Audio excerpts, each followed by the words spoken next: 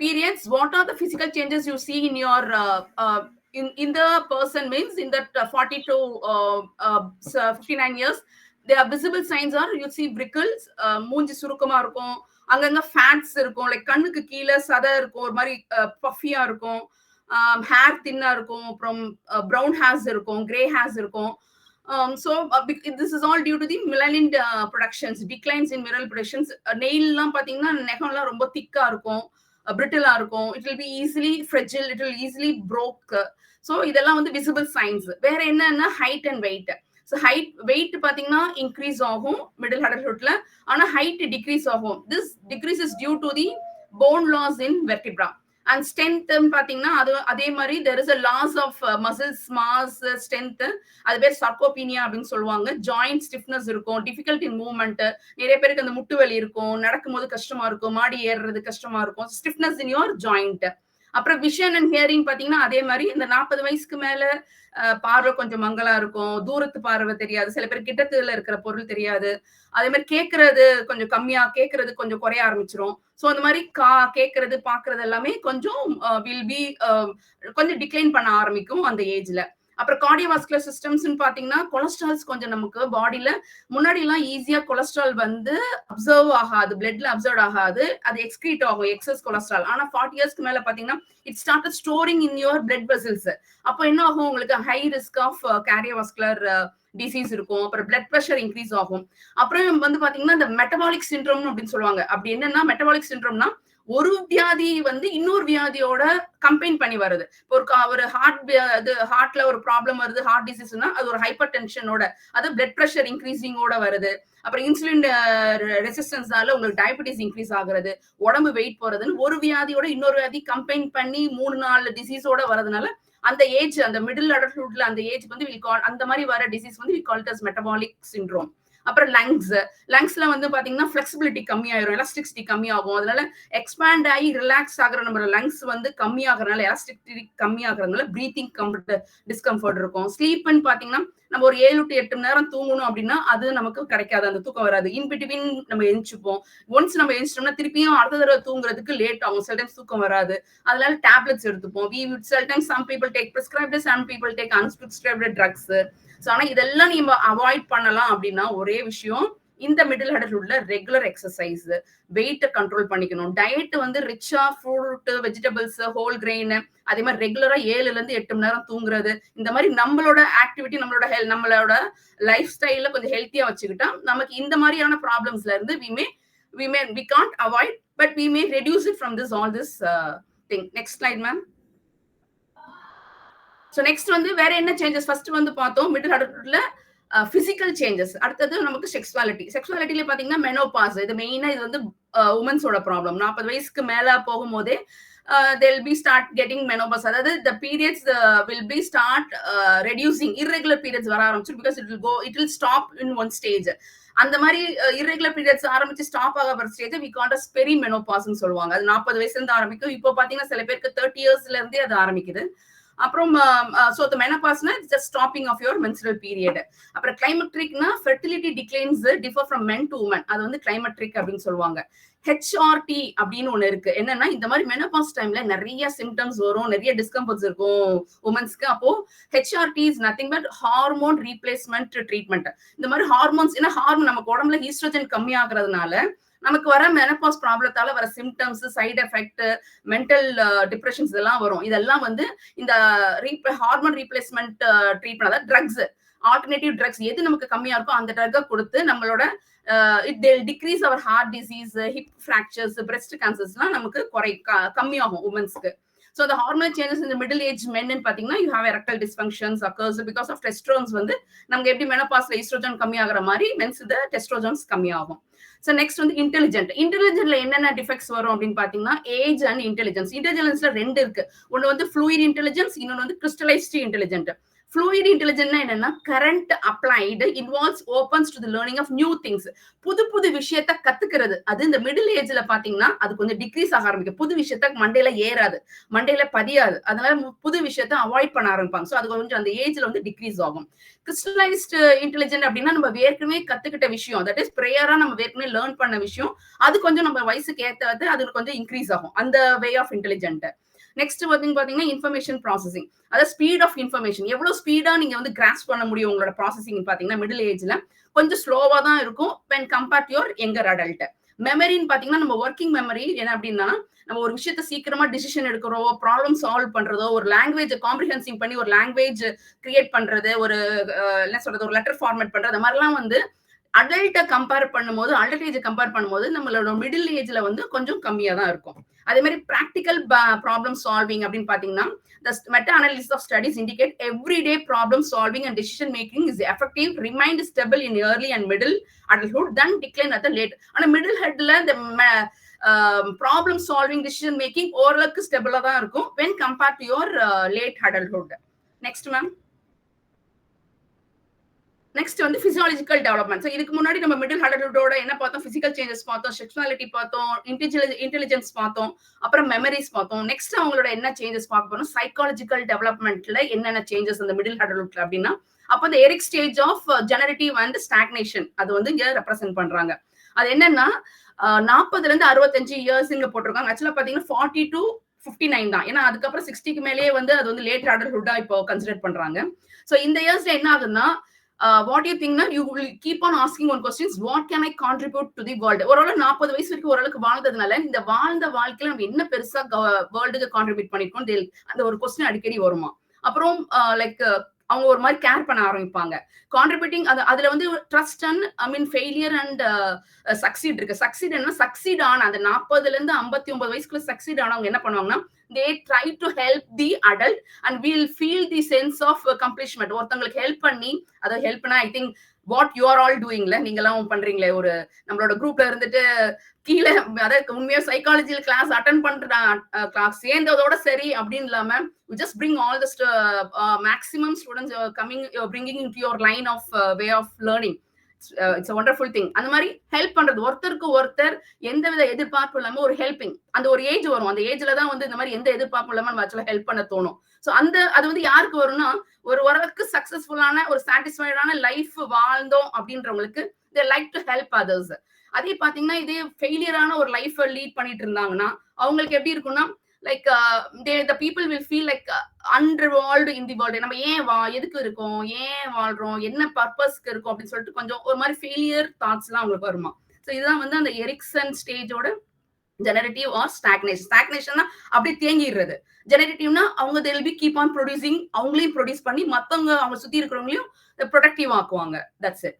Next பாத்தீங்கன்னா love, marriage, divorce and mid life. So இது எந்த அளவுக்கு இந்த மிடில் அடல்ட்ஹுட்டை நம்ம பாதிக்குது அப்படின்னு பாத்தீங்கன்னா physical attraction, romance, passions are more important new relationship especially இந்த ஏர்லி அடல்ட்ஹுட். செக்யூரிட்டி, லாயல்ட்டி, அதாவது இள வயசோட அடல்ட்ஹுட்டோட மேரேஜ் வந்து ஃபுல்லா அட்ராக்ஷன்ல போகும்னா மிடில் அடல்ட்ஹுட்டோட பாத்தீங்கன்னா செக்யூரிட்டியாவும் லாயல்ட்டி, அதுக்கப்புறம் மியூச்சுவல் இமோஷன், இன்ட்ரெஸ்ட், இந்த மாதிரி விஷயத்தால அது வந்து கொஞ்சம் ரிலேஷன்ஷிப்பை மெச்சூரா கொண்டு போகும். நெக்ஸ்ட் வந்து பாத்தீங்கன்னா லைக் டைவோர்ஸ் அப்படின்றது இப்போ கொஞ்சம் காமனாவே இருக்கு. அது என்னன்னா எதனால அப்படின்னா ஒரு அளவுக்கு மேல அந்த ரிலேஷன்ஷிப்பை கொண்டு போக முடியல, அட்ஜஸ்ட் பண்ண முடியல அப்படின் போது தே ஸ்டார்டட் லைக் டைவர்ஸ் பத்தி யோசிக்க ஆரம்பிச்சிருவாங்க. பட் என்னென்ன டைவர்ஸ் யார் சொல்றாங்களோ அந்த opposite party will feel like they are betrayed. அதாவது அந்த ஒரு ட்ரஸ்ட்ஃபுல் கமிட்டடான லைஃப்குள்ள உள்ள போயிட்டு when they hear about the divorce அது ஒரு கொஞ்சம் betrayal ஃபீல் பண்ணுவாங்க. So divorce can be positive for outcome for some individuals and it can be also negative for the others. So இது எல்லாமே இந்த மிடில் அடல்ட்ஹுட்டோட மேரேஜ் லைஃப் நடக்கும். Next பாத்தீங்கன்னா empty next refilling. இது ஒண்ணும் இல்ல, இது பேர் வந்து எம்டி நெஸ்ட் சிண்ட்ரோம் சொல்லுவாங்க. அதாவது கல்யாணம் ஆயிட்டு குழந்தைங்களாம் நல்லா வளர்த்து பெருசாகும் போது அவங்க படிக்கிறதுக்காகவோ இல்ல கல்யாணம் பண்ணிட்டு வெளியே போகும்போது அப்போ என்ன அந்த ஹஸ்பண்ட் ஒய்ஃப்க்கு வந்து அவங்க 2 பேர் சேர்ந்து இருக்கிறதே அந்த குழந்தையாலதான் அப்படின்னும் போது ஒன்ஸ் அந்த குழந்தை ஆப்சென்ட் ஆகும் போது அங்க ஒரு டிஸ்சாட்டிஸ்ஃபேக்ஷன் நடக்கும் அந்த மேரிட்டல் இதுல. சோ பட் இது வந்து இது not common for all the marriage இதுல. ஏன்னா சில ஆல் த மோஸ்ட் இது ரொம்ப ஃபியூ தான் எனக்கு தெரிஞ்சு. ஆல் த மோஸ்ட் பாத்தீங்கன்னா when your child is being matured or he's going for the studies of how abroad இல்லனா மேரேஜ் பண்ணிட்டு போனாலும் the understanding couples will have enough time for their careers. அவங்களோட கேரியருக்கு அவங்களுக்கு டைம் கிடைக்கும். அப்போ அவங்க ரெண்டு பேருக்குள்ளேயே they have the more time to each other. So இது வந்து but there is also called emptiness syndrome for some married couples. Next பாத்தீங்கன்னா siblings relationship and friendship. அங்க என்னென்ன ஆல்ட்ரேஷன் பாத்தீங்கன்னா 80% of today's adult have at least one living siblings. Adult siblings often provides practical emotional support to each other. Friendships that endure over the adult year are often deeper than those that join being in the middlehood. So நடுவுல வர ஃப்ரெண்ட்ஷிப்போட இந்த middle அடல்ட்ஹுட்ல வந்து சின்ன வயசுல இருந்து ஒரு கண்டினியூட்டியா வர ஒரு ஃப்ரெண்ட்ஷிப் வந்து பாத்தீங்கன்னா அது கொஞ்சம் அதுக்கோட பாண்டோட ஜாஸ்தி, அதோட பாண்டே ஜாஸ்தியா இருக்கும். அதே மாதிரி சிப்லிங்ஸ் பாத்தீங்கன்னா யங் சிப்லிங்ஸோட அடல்ட் ஆனதுக்கு அப்புறம் இருக்கிற அந்த சிப்லிங்கோட பாண்டும் பாத்தீங்கன்னா இமோஷனல் சப்போர்ட்ஸ் கொஞ்சம் நல்லாவே இருக்கும். அப்புறம் அடுத்தது பாத்தீங்கன்னா கிராண்ட் பேரண்டிங். நமக்கு அந்த 40ல இருந்து 59 வயசுல தான் நமக்கு என்ன ஆகுது, இந்த கிராண்ட் சில்ட்ரன்ஸ் வருவாங்க இல்லையா? சோ அப்ப அந்த கிராண்ட் பேரண்டிங் அது வந்து பாத்தீங்கன்னா அதுல கொஞ்சம் உமன் சைட்ல வந்து கொஞ்சம் ஜாஸ்தியாவே இருக்கும் ரெஸ்பான்சிபிலிட்டி. ஏன்னா they maintain the tight between family members across the generations. பாட்டி என்ன பண்ணுவாங்க, தாத்தா வந்து பாத்துட்டு போயிடுவாரு. Like he also be but என்ன இருந்தாலும் பாட்டி என்ன பண்ணுவாங்கன்னா அந்த பேரன் பேத்திங்கள எல்லாம் வந்து நம்மளோட கனெக்டிவிட்டியில வந்து கொஞ்சம் ஜாஸ்தின்னு பாத்தீங்கன்னா நம்மளோட பாட்டிங்க தான். Next slides ma'am. So next பாத்தீங்கன்னா நம்ம சைக்காலஜி முடிச்சிட்டோம், பிசியாலஜிக்கல் சேஞ்ச் முடிச்சோம், சைக்காலஜிக்கல் சேஞ்ச் முடிச்சோம். இப்போ ஒர்க் மிடில் அடல்ட்டோட ஒர்க்கோட அதோட சேஞ்சஸ் என்ன சேஞ்சஸ் நடக்குது அப்படின்னா like it's a week in position earning. ஏன்னா மிடில் வயசுல ஓரளவுக்கு கொஞ்சம் எல்லாருமே சம்பாதிக்க ஆரம்பிச்சிரும். வில் பி இந்த பொசிஷன் லைக் நல்ல பொசிஷன்ல இருப்போம். அப்புறம் யூல் பி லைக் ஏர்னிங் நல்லாவே ஏர்ன் பண்ணுவோம். So among the work issues வந்து சம் பீப்புள் ஃபேஸ் வந்து மிடில், அதாவது சப்போஸ் அந்த வயசுலயும் அவங்க வந்து they didn't achieve what they expected போது அங்க கொஞ்சம் டிக்ளைன் இருக்கும் அந்த மாதிரி பர்சன்ஸ்க்கு. அதே மாதிரி என்னன்னா அவங்களுக்கு வந்து இந்த டைம் ஆக்சுவலா அந்த 40 to 59 தான் என்ன பண்ணணும்னா நீங்க ரிட்டைர்மெண்ட் பிளான் பத்தி எல்லாம் யோசிச்சு நம்ம வந்து நம்ம லைஃபை ஸ்டடி ஆக்கணும். ஏன்னா 48ல ஒரு ரிட்டைர்மெண்ட் வருதுன்னா அதுக்கப்புறம் நம்ம அதை எப்படி ஃபேஸ் பண்ணணும், எப்படி நமக்கு வந்து இன்கம் நம்ம ப்ரொடக்டிவா வச்சுக்கணும் அப்படின்லாம் நம்ம பிளான் பண்ண வேண்டியது இருக்கும். ஆனா அது எப்படின்னா அவங்க கொஞ்சம் பயப்படுவாங்க. ஏன்னா எந்த நம்பியும் எந்த ஹெல்த் இன்சூரன்ஸ்குள்ளயும் போனா ஏதாவது நம்ம ஏமாத்திடுவாங்களோன்றதுனால ஒரு மாதிரி டைனோமோல இருக்கிறதுனால அந்த டிலே தி ரிட்டையர்மெண்ட் பிளான்ஸ் அந்த டைம்ல. அப்புறம் லெஷர்ஸ் வந்து ஒரு வேலை ஒர்க்னும் போது அடுத்தது லெஷர். நம்ம எப்படி ஒரு நமக்கு ஒரு ரிலாக்ஸேஷன். சோ அந்த மாதிரி அப்படின்னு பாத்தீங்கன்னா individual should have pursues the activities interest of their own choosing hobby, sports, reading, vacation, extra ஒர்க்னு இல்லாம அடுத்தது ஒர்க்குக்கு அப்புறம் ஒரு சின்ன வெக்கேஷன் எடுத்துக்கணும். Leisure can be especially important in middle. ரொம்ப ரொம்ப முக்கியம் இந்த லெஷர்ன்றது அந்த மிடில் அடல்ட்ஹுட் ஸ்டேஜ்ல. நெக்ஸ்ட் பாத்தீங்கன்னா ரிலிஜியன்ஸ் அண்ட் ஹெல்த் அப்படின்னா நம்ம வந்து மிடில் ஏஜ் அடல்ட் வந்து என்னன்னா கொஞ்சம் ரொம்பவே அந்த டைம்ல எப்பவுமே இந்த 40 வயசு அந்த யங்கர் வயசுல பெருசா சாமி மேல நம்பிக்கை இல்லாத மாதிரி பேசினாலும் ஒரு ஏஜ் ஆகும் போது ஆட்டோமேட்டிக்கா we just rely on our religion we use to. So அப்போ ஏன்னா we believe that there is some power is there in the religions. So கொஞ்சம் அடல்ட் வந்து கொஞ்சம் அதிகமாவே அந்த ரிலிஜன்ஸ் மேல ஒரு நம்பிக்கை வைக்க ஆரம்பிப்பாங்க. அதுல கொஞ்சம் உமன்ஸ் சொல்ல போனா they are more interested in religions when compared to the men. Like next வந்து மீனிங் இன் லைஃப். இது ரொம்ப இம்பார்ட்டன்ஸ். ஆக்சுவலா இது 5 மார்க்ஸ் கூட இருக்குன்னு நினைக்கிறேன். Meaning in life of middle adulthood. அது என்னன்னா like middle adulthood individuals begins to face with death more of. ஏன்னா அந்த வயசு அந்த 40 வயசுக்கு மேல 50-60 வயசுக்குள்ள பாத்தீங்கன்னா நிறைய ரிலேஷன்ல இறக்குறது, ஃப்ரெண்ட்ஸ் சைட்ல இல்ல கூட பிறந்த அந்த மாதிரி கொஞ்சம் நிறைய டெத் எல்லாம் பாக்குறதுனால அவங்க ஒரு மாதிரி கன்ஃபியூஸ்ட் ஆயிருவாங்க. கன்ஃபியூஸ் ஆயிட்டு என்ன இப்ப நம்ம வாழ்றதுக்கு என்ன மீனிங், என்ன நம்ம லைஃப் லீட் பண்றதுக்கு என்ன அர்த்தம் இருக்கு அப்படின்ற மாதிரி ஒரு மாதிரி சட்டன்ஸ் கான்ட்ரவர்சியா ஃபீல் பண்ண ஆரம்பிப்பாங்க. சோ அதுக்கு லைக் நம்மளோட இவர் ராய் வந்து ஒரு pattern of 4 main needs of meaning life வந்து ஒரு டிவைட் பண்ணிருக்காரு. லைக் ஃபர்ஸ்ட் ஒன் என்னன்னா முதல்ல we need for purpose. எதுக்காக வாழணும், முதல்ல ஒரு பர்பஸ் இருக்கணும், ஒரு கோல் இருக்கணும், ஒரு fulfillment இருக்கணும். நெக்ஸ்ட் அதோட வேல்யூ, நீ பண்ற கோலுக்கு முதல்ல வேல்யூஸ் இருக்கா, நீட் ஃபார் வேல்யூஸ், முதல்ல அந்த வேல்யூ வந்து ரைட்டா ராங்கன்னு அதை முதல்ல டிசைட் பண்ணணும். அப்புறம் எஃபிகசினா அந்த வேல்யூட அதோட எஃபெக்டிவ்னஸ், லைக் அதோட அவுட்கம்ஸ் எப்படி இருக்கும், அது வந்து if it controls our environment, அது நம்ம பிசிக்கலி மென்டலி அது நல்லதா அப்படின்னு சொல்லிட்டு அதை முதல்ல பார்க்கணும். அடுத்தது we need for self worth. முதல்ல நம்மளே செல்ஃப் அனலைஸ் பண்ணிக்கணும். ஸோ இந்த மாதிரி 4 நம்ம வந்து பண்ணும்போது ஆட்டோமேட்டிக்கா நம்மளோட லைஃப் பாத்தீங்கன்னா மீனிங்ஃபுல்லா ஆயிரும். So need for 4 main needs தான் நம்ம என்ன சொல்லணும், need for purpose, need for value, need for sense of efficacy and need for self worth. So இதெல்லாம் சேர்ந்ததுதான் meaning in life. So conclusion அவ்வளவுதான் முடிய போது. லைக் இப்போ இது ஃபுல்லா நம்ம பார்த்துட்டோம். Physical changes, psychological changes, work related, religions, meaning in life, இது எல்லாமே கன்க்ளூட் பண்ணி என்ன சொல்ல வருது, நம்ம மிடில் அடல்ட்ஹுட் நம்ம என்ன பண்ணோம், நல்லா பிசிக்கலி ஹெல்த்தியா, ஹாப்பியா எக்ஸ்பீரியன்ஸ், அதாவது டிப்ரெஷன்ஸ் இல்லாம நம்மளை வச்சுக்கிட்டோம்னா, நம்ம லைஃப் நம்ம மீனிங்ஃபுல்லா ஆக்கிட்டோம்னா மிடில் அடல்ட்ஹுட் வந்து எக்ஸலண்டா இருக்கும். நம்மளோட மத்த வர வேண்டிய எல்லா இதுல இருந்தும் நம்ம டிக்ளைன் ஆகுறதுல இருந்து நம்ம ஓரளவுக்கு எஸ்கேப் ஆயிடலாம்னு அர்த்தம். Next ma'am. ஸோ நெக்ஸ்ட் நம்ம போறது லேட் அடல்ட்ஹுட்டோட physical and cognitive development. So ப்ரீவியஸா நம்ம பார்த்த சேஞ்சஸ் எல்லாமே மிடில் அடல்ட்ஹுட். இப்போ நம்ம பார்க்க போறது லேட் அடல்ட்ஹுட். ஸோ இதுல பிசிக்கல் சேஞ்சஸ், ஹெல்த் ஸ்டேட்டஸ், அப்புறம் ஹெல்த் எது இன்ஃபுளுன்ஸ் பண்றது, அப்புறம் mental and behavioural problem, memory, அதோட சேஞ்சஸ், இது எல்லாமே நம்ம இதுல பார்க்கலாம். Next ma'am. So what are the physical changes நம்ம பார்க்க போறோம் அப்படின்னா, பிசிக்கல் சேஞ்சஸ்ல பாத்தீங்கன்னா ஆட்டோமேட்டிக்கா என்ன தெரியும், சரி 60 வயசுக்கு மேல இல்லையா லேட் அடல்ட்ஹுட். அப்ப எப்படி இருக்கும் ஃபேஸ், சுருக்கம் இருக்கும், நிறைய அங்கங்க பிளாக் ஸ்பாட்ஸ் இருக்கும். முக்கியமா வெயில் படுற இடத்துல எல்லாம் பாத்தீங்கன்னா நிறைய டிஸ்கலரேஷன் ஆஃப் யுவர் ஃபேஸஸ் பாடியில எல்லாம் இருக்கும். அப்புறம் அங்கங்க தேவையில்லாம டிஷ்யூஸ், சதைங்க கொழுப்பு மாதிரி இருக்கும். லைக் கண்ணுக்கு கீழே இருந்த இது நமக்கு ஐ பேக் மாதிரி இருக்கும். அப்புறம் wrinkles, so much of wrinkles இருக்கும். நெக்ஸ்ட் வெர்கோசா வெயின்ன்றது நம்ம லெக்ல வந்து கொஞ்சம் காமனாவே அதிகமா இருக்கும் ஆஃப்டர் 60க்கு மேல.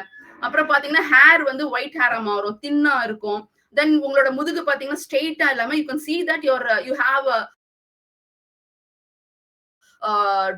டாவகர் ஹம்ப், அதாவது நம்மளோட முதுகு ஸ்ட்ரெயிட்டா இல்லாம ஒரு மாதிரி சின்ன பெண்ட் வர ஆரம்பிச்சிடும். பிகாஸ் இதுக்கு எல்லாமே காரணம் போன் வந்து தின்னிங் அவுட் ஆகுறதுனால, அதாவது கெமிக்கல் காம்பஷன், போன் சேஞ்சஸ் ஆகுறதுனால you have that your curving in your back bones. Next ma'am. இதெல்லாம் நமக்கு கண்ணுக்கு தெரியற பிசிக்கல் சேஞ்சஸ். நெக்ஸ்ட் பாத்தீங்கன்னா ஆர்கானிக் அண்ட் சிஸ்டமிக் சேஞ்சஸ். அங்க என்ன நினைக்கும்னா ஆர்கன் ரிவர்ஸ் கெப்பாசிட்டின்னு சொல்லிட்டு ஒண்ணு இருக்கு. அதாவது நம்மளோட பாடியில எவ்வளோ, அதாவது சொல்லுவாங்களா ஹீலிங் கெப்பாசிட்டி. நம்ம ஒரு விஷயம் வந்து ஒரு ஊண்டு வருதுன்னா அது திருப்பி ஆட்டோமேட்டிக்கா ஹீல் ஆகுறதுக்கு ஒரு ஸ்டேஜ் இருக்கும். சோ அதுதான் வந்து ஆர்கன் ரிவர்ஸ்னுவாங்க. ஆனா என்ன ஆகுனா வாட் எவர் நீங்க ரிப்பீட்டடா ஒரு ஸ்ட்ரெஸ் வந்துட்டே இருக்கு, உங்களுக்கு ரிப்பீட்டடா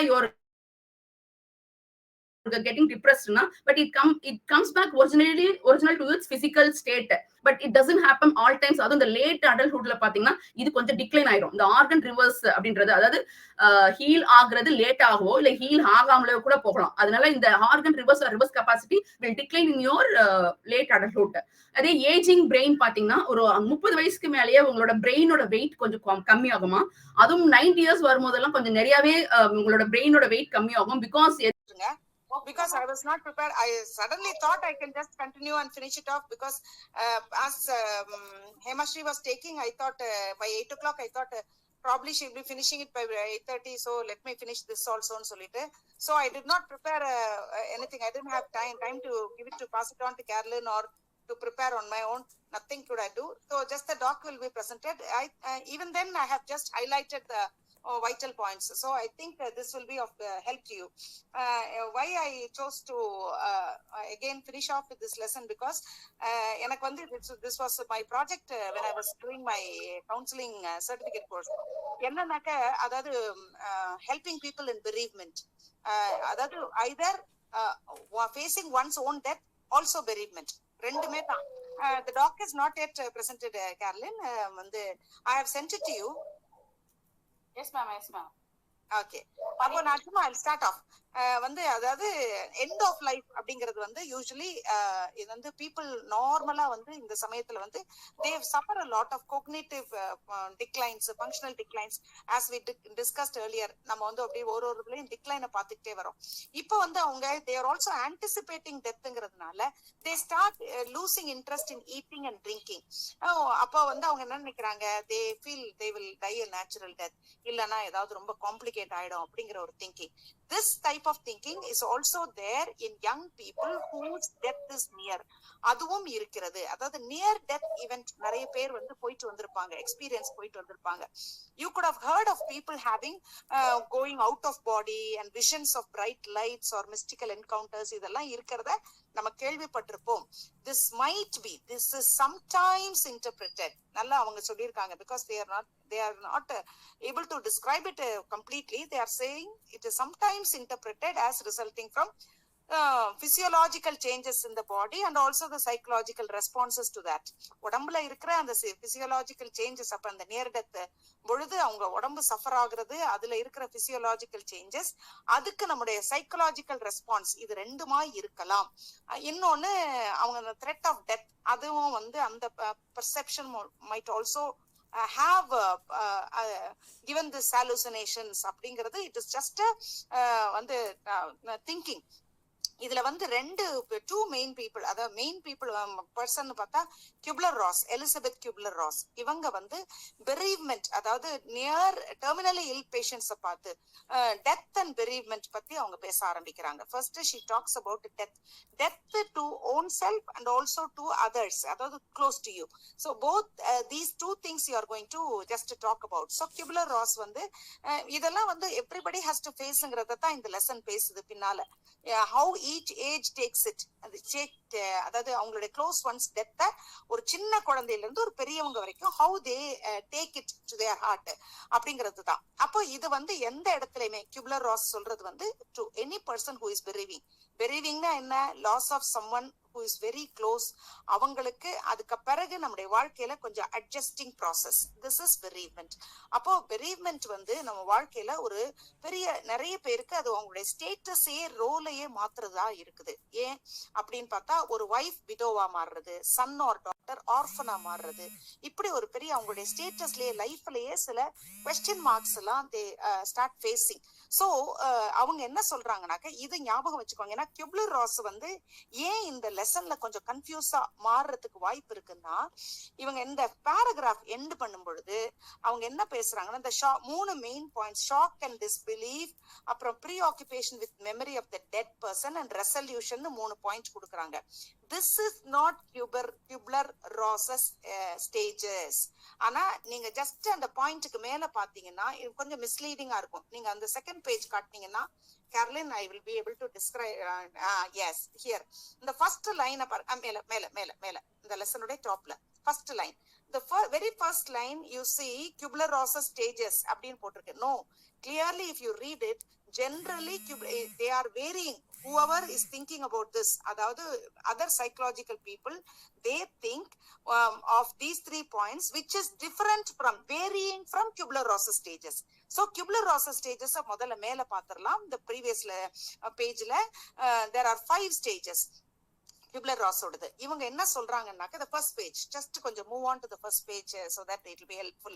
Caroline, thank you so much for adjusting, because இது நான் கொண்டு வரல இதுல, அதாவது பிபிடில இன்னும் கொஞ்சம் மேல அதாவது 5 பாயிண்ட்ஸ் இருக்கும், அதுதான் கியூப்லர்-ராஸஸ் பாயிண்ட்ஸ். இவங்க என்ன சொல்றாங்கன்னாக்க, நீங்க டேப்டா ஞாபகம் வச்சுக்கோங்க, denial, anger, bargaining, depression and acceptance. டேப்டா அவங்களே அப்படிதான் கொடுக்குறாங்க, டேப்டான்னு. இது நீங்க இதுல பாத்தீங்கன்னாக்க எவ்ரிவேர் இந்த நெட் ஒரே மாதிரி தான் இருக்கும். ஆனா நம்ம பிக்சர் கொஞ்சம் கன்ஃபியூசிங்கா இருக்கு. That is why I have also, நான் பின்னால காட்டுறேன், I have also added the world wide accepted picture. அப்ப டேப்டா வந்து என்னன்னா, ஃபர்ஸ்ட் வந்து இது வந்து எனக்கு no, it is not true. என்னுடைய வாழ்க்கையில ஏதாவது சடனா வந்து ஒரு பெரிய ஒரு டெத்தோட நியூஸ் உங்களுக்கு வருதுன்னா, முதல்ல என்ன சொல்றீங்கன்னாக்க, no, this is not true, it cannot be true. அப்படிதான் நீங்க மனசுல யாரா இருந்தாலும் அதை எடுத்துக்கிறாங்க. whoever takes it, even it is for his own self or to somebody else close to him. அந்த ஒரு பர்சனுடைய க்ளோசஸ்ட் பர்சன் டை பண்ணும்பொழுதும் சரி, அல்லது நீங்க சாக போறீங்க அப்படின்னு ஒரு சடனா ஒரு நியூஸ் உங்களுக்கு ஒரு பர்சனுக்கு வரும் பொழுதும் சரி, ஃபர்ஸ்ட் எழும்புறது no, it is not me அப்படிங்கிறது, டினாயல். அதுதான்.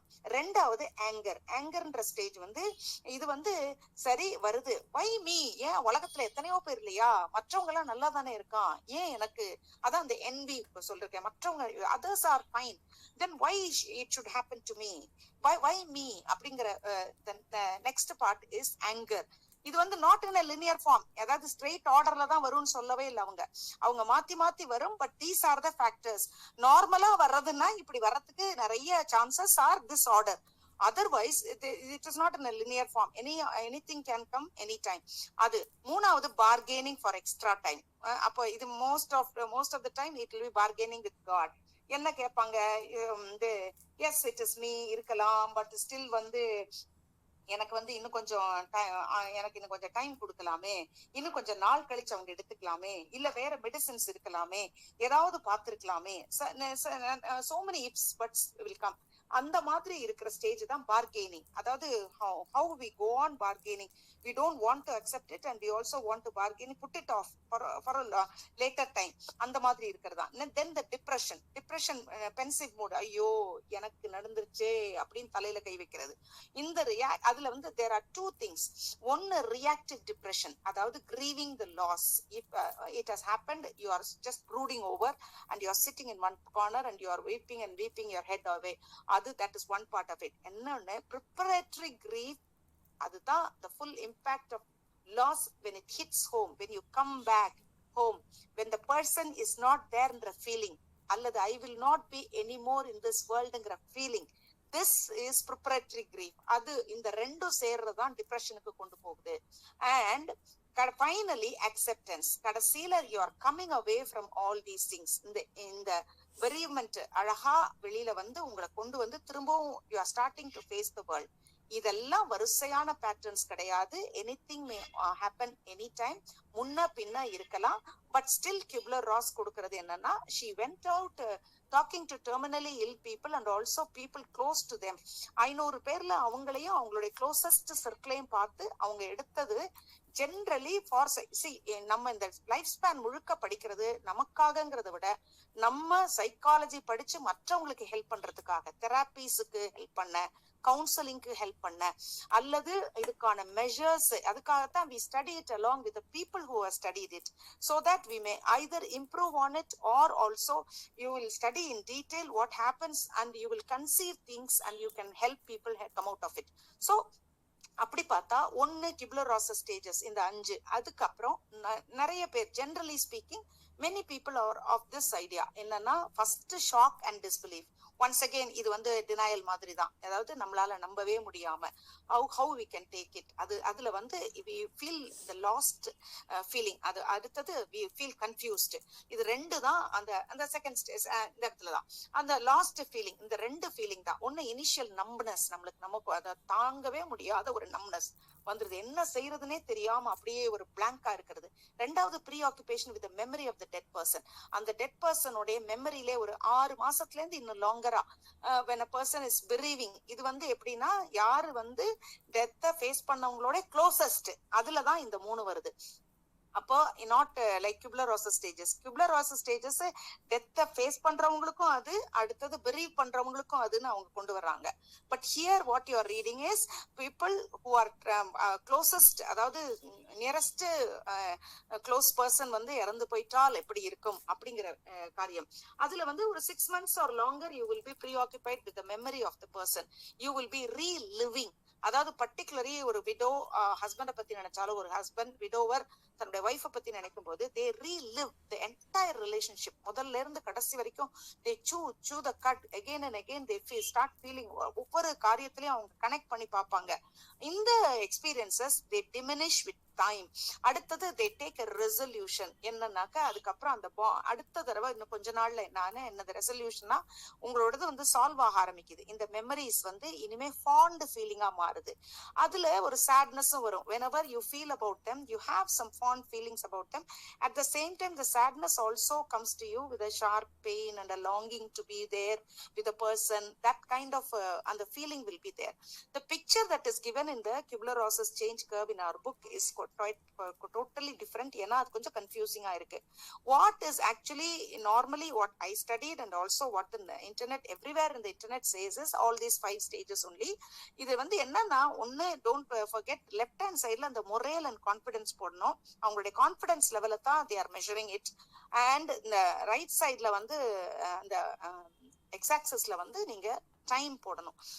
அப்போ அந்த டைம்ல காலம் செல்ல செல்ல இது அப்படியே பழையபடி பிக்கப் ஆயிருது. They go to a low first. முதல்ல இந்த விஷயம் தெரிஞ்ச உடனே ஒரு ஷாக்கு அக்செப்ட் பண்ணிக்க முடியாததுனால அது கொஞ்சம் ஒரு ஸ்ட்ரைட்டா மேல ஏறுது. அதாவது கொஞ்சம் இது எனக்கு இல்ல அப்படின்னு நினைக்கிறதுனால then it comes down, stoops down. ஒரு anger, bargaining, depression periodல எல்லாம் it comes down to the depression is the deepest level. Then when you start accepting it, slowly your lifestyle changes, you come back to your normal with just a mixed feeling of and ஒரு closeness and also the longingness of the dead person and அப்பப்போ அந்த ஒரு sadness வரத்தான் செய்யும். இதுல வந்து அவங்க this is not a straight line சொல்லிட்டாங்க ஒண்ணு, but shock to resolution இது வந்து ஒருத்தருக்கும் it takes time. இந்த டைம் தான் வேரி ஆகுமே ஒழிய slowly they come out of this grief அப்படிங்கிறாங்க. இதுக்கு psychologically they give a grief therapy. ஏன்னா சிலரால வெளியே வரவே முடியாது. அப்படிப்பட்டவங்களுக்கு you have to like இது வந்து normal personக்கு they will slowly come away from their death or loss and the feeling. But though for those people who are not able to come out of it as a psychology person, psychiatrist அல்லது எப்படியோ ஒரு counselor as people who can help, they normally give a grief therapy. அதுல first என்ன செய்றாங்கன்னா they help the survivors express their sorrow, their guilt, their hostility, their anger. அவங்க அதெல்லாத்தையும் express பண்ண வைக்கிறாங்க. let them come out. டோட்டலா உள்ள இருந்து எக்ஸாஸ்டிவா they will help them to let out all their feelings. அவங்க முன்னால அவங்க ஹெல்ப் பண்ணி அதுல இருந்து அவங்களை வெளியே வர வச்சுட்டு தான் then they will help them to integrate that the fact of death is real. லைஃப்ல இருக்கு, இட் இஸ் a reality அப்படிங்கறத கொண்டு வந்து they are helping them to handle their grief. இது வந்து one part. ரெண்டு, death and bereavement across life span. வாழ்க்கையில life ஸ்பேன்ல வந்து சின்ன வயசுலயும் இருக்கும். அதாவது ஒரு 85 வயசு மனுஷனுக்கும் அதாவது வந்து பயங்கரமான பெயின்ல இருக்கிறவருக்கும் இருக்கலாம். பட் அவருடைய ஃபீலிங் வேற. ஒரு 56 year old உமன் அவங்க நிறைய அந்த அப்படியே ஃபுல்லா அவங்களுடைய கெரியர்ல டாப் லெவல்ல போயிட்டு இருக்கும் பொழுது அவங்களுக்கு பிரஸ்ட் கேன்சர்னு சொல்லப்படும் பொழுது இருக்கிற அனுபவம் வேற. இன்னொன்னு ஒரு 15 year old பாய், அவன் வந்து ஓவர் டோஸ் ஆஃப் ட்ரக்ஸ் ஏதோ ஒரு விஷயத்துல அவன் பர்சனலா தெரிஞ்சோ தெரியாமலோ நடக்கிறதுல அவன் சாக போறான் அப்படிங்கறது தெரிஞ்சுக்கிறது, கன்சீவ் பண்ணிக்கிறதும் வேற. How people take it, that is totally different. ஏன்னா at various span of ages people how they take it is also different. அது வந்து depends on how the cognitive development inside them, how they take the normative forms. Normative forms நம்ம ஏற்கனவே படிச்சிருக்கிறோம். வாழ்க்கையில நேரா அனுதினமும் நடக்கிற தினம் நடக்கிற சூழ்நிலைகள், டைமிங் ஆஃப் இவெண்ட்னு கூட சொன்னேன். ஒரு காரியமும் நடக்குது. அது நடந்து கொண்டு இருக்கும் பொழுது அந்த இந்த events how we take it, that is there. அப்போ சைல்ட்ஹுட்ல இருந்து அடலசன்ஸ்ல how they take death அப்படின்னு பார்த்தா between ages 5 to 7 they think they do not understand that death is irreversible. அவங்களுக்கு அவங்க திரும்பி வருவாங்க அப்படின்னு தான் நினைக்கிறாங்க. They cannot think that a flower or animal, if it dies then it cannot come back again அப்படிங்கிறது they cannot understand. அந்த கிட்டத்தட்ட அந்த ஏஜ்ல தான் மெதுவா அவங்களுக்கு they have to அந்த ஏஜோட எண்ட்ல அப்பதான் அவங்க வந்து they think they understand that all the living things are dying. Therefore this is very essential. அது வந்து தவிர்க்க முடியாதது. டெட் பர்சன் வந்து நான் ஃபங்க்ஷனலா இருப்பாங்க, அவங்களால எழுந்திருச்சு வர முடியாது. இதெல்லாம் அவங்க later on they start understanding. அதுக்கு வந்து டீச்சர்ஸ், பேரண்ட்ஸ் அவங்கள ஹெல்ப் பண்ணணும் ஒண்ணு. ரெண்டாவது, அவங்க அப்படியே இருந்தாலும் இதுக்கு முன்னால பிள்ளைகள் என்ன நினைச்சிருப்பாங்கன்னா, பெரிய ஆட்கள், பேரண்ட்ஸ், சில்ட்ரன் அல்லது டீச்சர்ஸ், they never dieங்கிற திங்கிங்ல ஃபர்ஸ்ட் இருப்பாங்க. தென் அதுக்கப்புறம் கொஞ்சம் கொஞ்சமா அவங்க வந்து அண்டர்ஸ்டாண்ட் பண்ண ஆரம்பிக்கிறாங்க. தென் அதுக்கப்புறம் சிலர் வந்து கொஞ்சம் பேர் வந்து லக்கியா இருந்து they can avoid death and they will live forever நினைப்பாங்க. இதெல்லாம் சில்ட்ரனுக்கு அந்த irreversibility புரியாததுனால நடக்கிறது. தென் அந்த ப்ரீ ஆபரேஷனல்ல இருந்து கான்கிரீட் ஆபரேஷனல் திங்கிங்க்கு வரும் பொழுது அந்த நமக்கு தெரியும் அந்த life ஸ்பேன்ல when they come to concrete operational thinking, அதாவது அந்த அரௌண்ட் அந்த 11 years அதுல இருந்து வரும் பொழுது இவங்க எந்த மாதிரி கொண்டு போயிடுறாங்கன்னா கான்செப்ட்ஸ் ஆஃப் காசேஷன், அதாவது நான் இப்படி பண்ணதுனாலதான் அவங்க செத்து போயிட்டாங்க, அந்த மாதிரி காசேஷன், காஸ் அண்ட் எஃபெக்ட், அந்த மாதிரி திங்க் பண்ற லெவல் இருக்கும். அதுக்கப்புறம் தான் they are coming out of it. அப்போ இப்போ இந்த மாதிரி இருக்கும் பொழுது குழந்தைகளுக்கு ஒரு டெத் ஆஃப் பெட்டை வச்சு நம்ம ஒரு நேச்சுரல் ஆப்பர்ச்சுனிட்டியா வச்சு we should talk to the children about death when a death happens around us. அந்த இடத்துல சில்ட்ரனோட பேசணும், and they should be encouraged to talk about it, and only then we will understand what they are thinking about death, and we can help them understand the situation. அப்போ அந்த அவங்களுடைய சில்ட்ரனோட ஆங்ஸைட்டிஸை நம்ம வந்து help பண்ண முடியும். அப்புறம் வந்து இன்னொன்னு, they should also understand slowly that death is final and inevitable. அதுக்கப்புறம் அவங்களுடைய மிஸ்பிஹேவியர்னாலயோ அவங்களுடைய தாட்ஸ்னாலயோ ஒரு டெத் இல்லை அப்படிங்கறத அவங்க புரிஞ்சுக்க வைக்கணும். தென் ஒரு டெத் ஆயிடுச்சு, ஒரு குழந்தை ஒரு வீட்டுல இருக்கும்பொழுது, ஒரு குழந்தை இருக்கும்பொழுது அந்த வீட்டுல டெத் ஆயிடுச்சுன்னா ஒரு ஃபர்ஸ்ட் ரீஅஷூரன்ஸ் அவங்களுக்கு என்ன கொடுக்கணும்னா, life will carry on as usual, the daily activities. அது முதல்ல அவங்களுக்கு அஷ்யூர் பண்ணணும். Because most of the time என்ன ஆயிடும்னா, ஒரு பெரியமெண்ட் ஒரு அழுகை இருக்கிற வீட்டுல அந்த குழந்தைய கவனிக்காம விட்டுடுவாங்க. ஆனா அவங்களுடைய மென்டல் எபிலிட்டி வளர்றதுக்கு சைல்டுக்கு பக்கத்துல இருந்து அந்த relationship will go on, daily activities will go on. ஏன்னா குழந்தை அப்படி மனசுக்குள்ளார நாளைக்கு நான் ஸ்கூலுக்கு போறதெல்லாம் எப்படி, அந்த மாதிரி எல்லாம் கன்ஃபியூஸ் ஆகும் ஒரு child. So how we should help them is child's என்வாயன்மெண்ட்டும் ரிலேஷன்ஷிப்பும் டெய்லி ஆக்டிவிட்டியும் கம்மியான சேஞ்சஸோட அவங்களுக்கு கொஞ்சம் ஹெல்ப் பண்ணிட்டா it will be helpful for them. அடுத்தது, to their answers questions we should answer simply and honestly. பொய்ய சொல்லி அவங்களுக்கு வேற என்னத்தையோ ஒரு கதையை சொல்லி அவங்கள அதுக்கப்புறம் அவங்களா கண்டுபிடிக்கும் போது அம்மா பொய் சொல்லிட்டாங்கன்ற மாதிரி ஒரு ஃபீலிங்குள்ளார வரக்கூடாது. பிளஸ் ரியாலிட்டியை தெரியறதுக்கு அவங்களுக்கு ஹெல்ப் பண்ணணும். மூணாவது, we have to encourage the child to talk about the person who died, about their feelings to them. இதெல்லாம் வந்து it will help them come out of that அந்த ஒரு sudden grief inside the children. இது வந்து நம்ம we should know. அடுத்தது adolescentல வந்து they unless அவங்க ஃபேஸ் பண்ணலைன்னா அவங்களுக்கு அது தெரியாது. அதனால என்ன பண்ணிடுறாங்க, இன்னைக்கு அவங்க பயங்கரமான பெரிய ரிஸ்க் எல்லாம் எடுக்கிறாங்க. how they go hitchhiking, driving recklessly, experimenting the drugs, sex. இதெல்லாம் காரணம் என்னன்னா, they do not know about the seriousness of death and the bereavement. familyல அதனால இருக்கிற losses they do not understand. So we have to help them understand, and naturally they will be careful in what they do. அது தெரியாம இருக்கிறாங்க, ரெக்லெஸ்ஸா பிள்ளைகள் behave பண்றாங்கன்னாவே they should understand what life is all about and how long living is important, and it was அதாவது we should not spoil it அப்படிங்கறத we should help them. So adolescents-க்கு இந்த மாதிரி ஒரு help தேவையா இருக்கு. மூணாவது, adulthoodல வந்து they are people who are eager to live their lives. அப்ப suddenly if there is something fatal or a big injury has happened, immediately they are totally frustrated. அவங்களுடைய வாழ்க்கையே எல்லாம் முடிஞ்சு போயிடுச்சுன்னு நினைக்கிறாங்க. ஒரு ரேஜ் அவங்களுக்குள்ளார, ஒரு heavy rage, anger inside them builds up. அது வந்து அப்ப இப்படிப்பட்ட adulthoodல இருக்க people தான், those are the people who are very difficult to be handled in the hospitals as patient. They are patients. அதாவது அவங்களுக்கே ஒரு பெரிய இன்ஜுரி ஆயிடுச்சு, ஒரு ஃபேட்டல் இல்னஸ் ஆயிடுச்சு, அடல்ட்ஸா இருக்கிறவங்க தான் ரொம்ப அதை வந்து அந்த ரேஜ ஃப்ரஸ்ட்ரேஷனை காட்டுவாங்க. so they should be helped. அடுத்து help to come out of it. அடுத்தது மிடில் ஏஜ். ஸோ அந்த மாதிரி சமயத்துல ஃபேமிலி சப்போர்ட் அவங்களுக்கு கூட பக்கத்துல இருக்கணும். இது வந்து நிறைய இடத்துல வந்து அடல்ட்ஸ் வந்து தே வில் மேனேஜ். ஏன்னா அவன் கொஞ்சம் பெரியவன், ஸோ அவன் இன்ஜுரி ஆயிட்டதுனால அவன் வந்து பரவாயில்ல, அவனே அவனை மனசை தேத்திப்பான்னு நிறைய பேர் விட்டுட்டு வந்துருவாங்க. No, they need a lot of moral support beside them.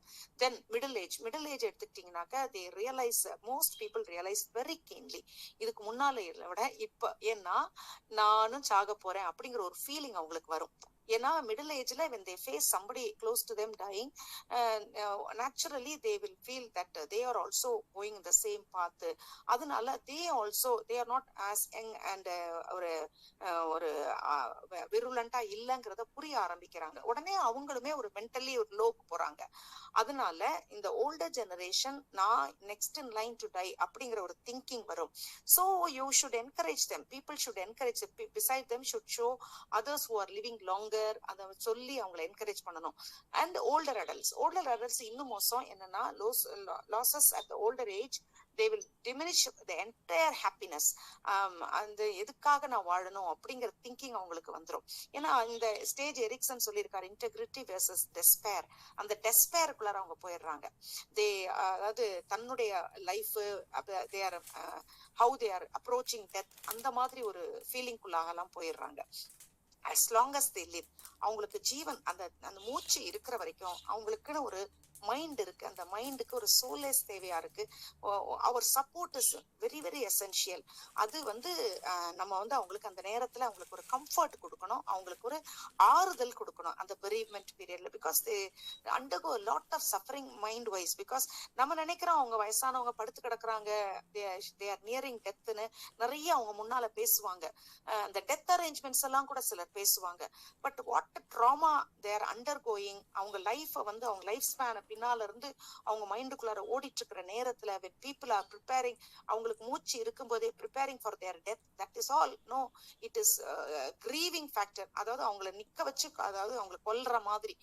So such things we should understand that feeling, and we should avoid such conversations in front of them. அடுத்தது reviewing life. இதுதான் end. 2 minutes முடிச்சிடுறேன். வந்து reviewing life உடைய review, அது வந்து நல்ல ஒரு ரிமெம்பரன்ஸா ஒரு லைஃப் ஸ்பேன்ல அப்படியே அவங்க வந்து இந்த ஓல்ட் ஏஜ் பீப்புள் வந்து they foster their ego integrity. அந்த இன்டெகிரிட்டி அண்ட் டெஸ்பேர்னு சொல்றாங்களே, அந்த integrity, how they have lived, அதை பத்தி ஒரு செல்ஃப் ரெஸ்பெக்டும் ஒரு ஹோல்னஸும் for each person, this is very essential. So அவங்களுடைய ஜேர்னி வந்து அப்ரோச் ஆகும் பொழுது I have lived a life meaningfully அப்படிங்கிற ஒரு ஃபீலிங் வருது பாருங்க. That gives them a lot of comfort. அதாவது அந்த though they have the awareness of mortality, they can re-examine their own values, their own experiences, actions, இதெல்லாம். அதுக்கப்புறம் வந்து அது ஒரு satisfying sense of closure அவங்களுக்கு கொடுக்கும். அதனால இத வந்து particularly இந்த old ageல when they are nearing death, அதாவது 65க்கு மேல when they are facing death, அப்போ வந்து பாத்தீங்கன்னா how we adjust, அது ஒரு முக்கியம். அதாவது அவங்களுடைய pleasurable மெமரியை வச்சிருக்கிறோமா, அல்லது poorly adjusted peopleக்கு வந்து நெகட்டிவ் இவெண்ட்ஸ் தான் நிறைய இருக்கும் வாழ்க்கையில. Full of regret, hopelessness and fear of death, இதெல்லாமும் இருக்கும். ஏன்னா all people would not have lived a contented life. They would have been also suffering, and they would have also faced many negative events, negative things, people who are negative, இதெல்லாம் இருக்கு. அதனால life review தெராப்பின்னு ஒண்ணு இருக்கிறது. அது வந்து for old age பீப்புளுக்கு that will be helpful. Because அவங்க லைஃப்ல அதுல உள்ள பாசிட்டிவ மட்டும் எடுத்து இன்னும் கொஞ்சம் கான்சியஸா, பர்பஸ்ஃபுல்லா, எஃபிஷியன்டா நான் வாழ்ந்திருக்கேன்ற ஒரு ஃபீலிங் அவங்களுக்கு கொடுக்கறதுக்கே ஒரு life review therapy is there. இதெல்லாம் வந்து டெவலப்டு கண்ட்ரீஸ்ல வேணா ஓல்ட் ஏஜ்ல இருக்கிற பீப்புளுக்கு கொடுக்கலாம். Here they are just driven under the care takers. ஏதாவது ஒரு ஹோம்ல கொண்டு விட்டுறாங்க. we do not know whether they have such therapies or anything like that, but still they still have a mind and they still have an experience. இப்ப இன்னைக்கு இருக்கிற வேர்ல்டுல, busy வேர்ல்டுல, people go away just leaving them in a place. And you know அவங்களுடைய ஃபீலிங்ஸை whenever, at least when you visit people, அந்த self worth அவங்களுக்கு புரிய வச்சா போறோம். அந்த மைண்டுக்கு நம்ம கொடுக்குற ஆறுதல் இருக்கு பாருங்க. போய் இருக்கிற 10 நிமிஷத்துல, அரை மணி நேரத்துல, whomever you visit, when you people who are nearing death or accomplished, அதாவது dying people, அவங்களுக்கு ஒரு அந்த ஒரு சென்ஸ் ஆஃப் செல்ஃப் பர்த் அவங்களுக்கு பில்டப் பண்ணி கொடுத்துட்டோம்னாக்க that is the best thing you would have ever done in your life. அடுத்தது concluding remarks வந்து I'm so happy that I took about 11 lessons in the developing இதுல. என்னன்னாக்கா இதுல வந்து I could also learn along with you a lot.